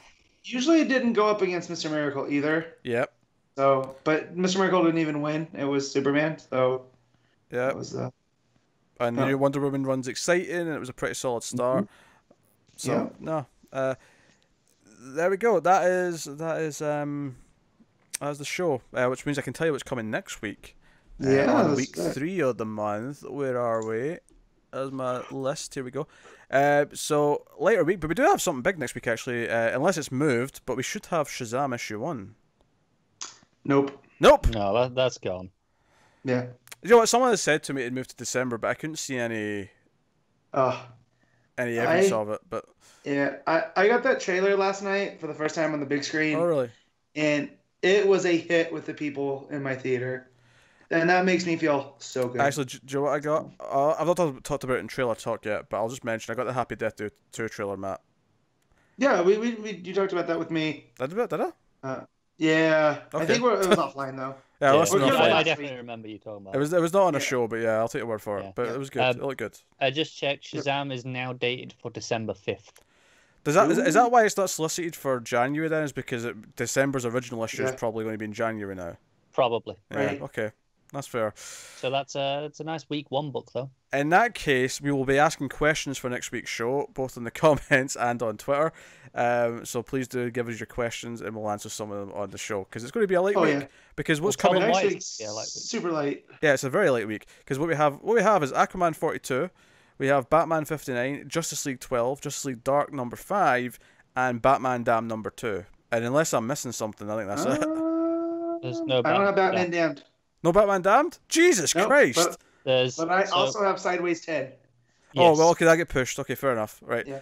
So we have Sideways 10. So that's what, 5 total books? 6 total books? 5. And if you guys want to mess with Connor and Pete, just stop making them read Hawk and Dove and Brimstone and have them read Nightwing. Nightwing's double shipping, though. They wouldn't get us to read both issues. We'd fall behind gradually as time went on. That's okay. I mean, you guys have to read it. And that's good enough for me. So that's going to cause far more pain. The collusion here is off the charts. It's not collusion when I tell people what they should do. All right? I learned that from the President of the United States. Okay?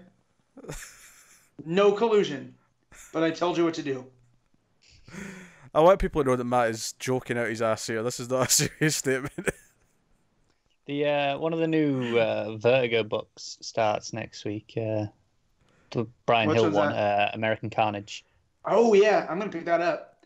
Yeah. We have 5 books next week, so seriously, people, ask us questions in the comments. Ask us questions on Twitter. We'll put out some tweets before next week's episode because they're not giving us enough. And you know what? I'm looking down at week 4's like monstrous week, and I'm like, God damn you, DC, spread these out a bit more.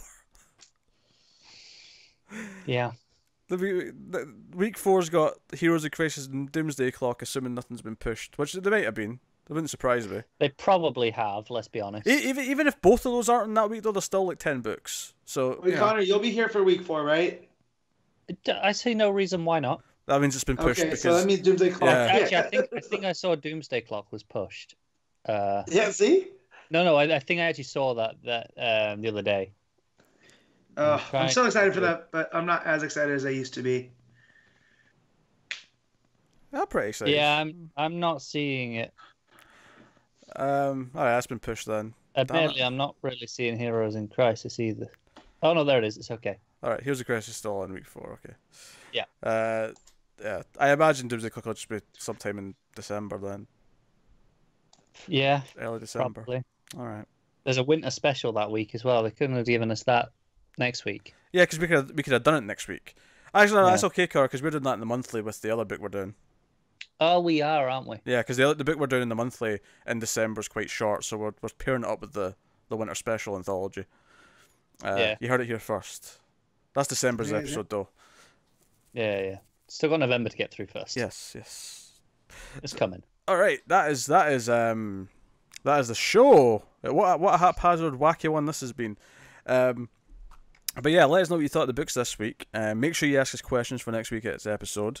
If you want to support the show, head over to patreon.com/mailedfuzztv, and you can do it over there. You get access to the bonus episode every month. You get other bits and pieces, but mostly just a warm, fuzzy, mildly fuzzy feeling inside your stomach for supporting us and feeling good. I see what you did there. Yeah, you did, Matt. Yeah, you did. Don't laugh. He does it all the time. He appreciates it. So That was pretty sway. Thank you. You're a pretty wang dude, Matt. So that. Wait a minute, that could have been bad. Oh. Anyways, keep going. Don't let me stop you. It's my job to try to stop you, and if you let me stop you, then I win, and you can't have that. This has been episode 130 of Comics from the Multiverse. Thank you once again. Like, subscribe, all the usual things, all the normal things you do. You know, I almost make that part sound more boring intentionally, because it really annoys me when you get obnoxious YouTubers who really go like, smash that like button, and they do all these hand waves and all that, and I'm like, oh my god, you know what that calm makes down. me do? Yeah. It makes you not smash that like button. I agree. It's annoying. Because I don't do what you tell me. That was almost a Rage Against the Machine lyric. Exactly. That's what I want to do. But you know, if you'd like to, what meme never fails to make me laugh? Yeah. Is the one with Owen Wilson, and if you say it out loud, it makes the Bulls on Parade sound. The one what though? That hasn't. What do you mean? It's a meme. It's right, got Owen Wilson's face. It goes. You're supposed to go wow. Oh, right, okay, There's a chicken. Yeah, it never fails to make me laugh. Okay. It's no hey demons, it's your boy. It's not that. That's one of my favourites right now. I like that one. But hey, this is not meme talk. Maybe we'll start a new meme show. Call it memes in the multiverse. All I want to do is post you the shocked Pikachu face. Don't do Pokemon memes. They're the worst. That's a good one, that shocked face. Pokemon's it was a mistake. You just lost some likers. Probably. I probably did. You know, Pokemon was a mistake. Apparently even Harry Potter fans don't like the new Fantastic Beasts movie. So, you know, maybe Harry Potter was a mistake too. I'm not going to comment on that. Did you like it, Matt? I'm not going to comment on it. I don't want to give Connor a sense of, I want him to go in as yes, blank as possible. Yes, there'll be a late 1.21 gigawatts with Matt and Connor talking about Fantastic Beasts 2 in about a week or so's time. So you can look forward to that. Crimes of Grindelwald. Yes, the crimes of J.K. Rowling. So, yes, thank you very much for joining us on this epic journey that's been Comics from the Multiverse. That's us. Thank you. Smash that like button. Comment, subscribe. Wang. Oh, and for the love of all things, whatever you do, never get stuck in the multiverse. Oh, not the multiverse. I just said it wrong. I've never got it wrong. 130 episodes, and I got it wrong. And you just did. You know why? Because you're Wang.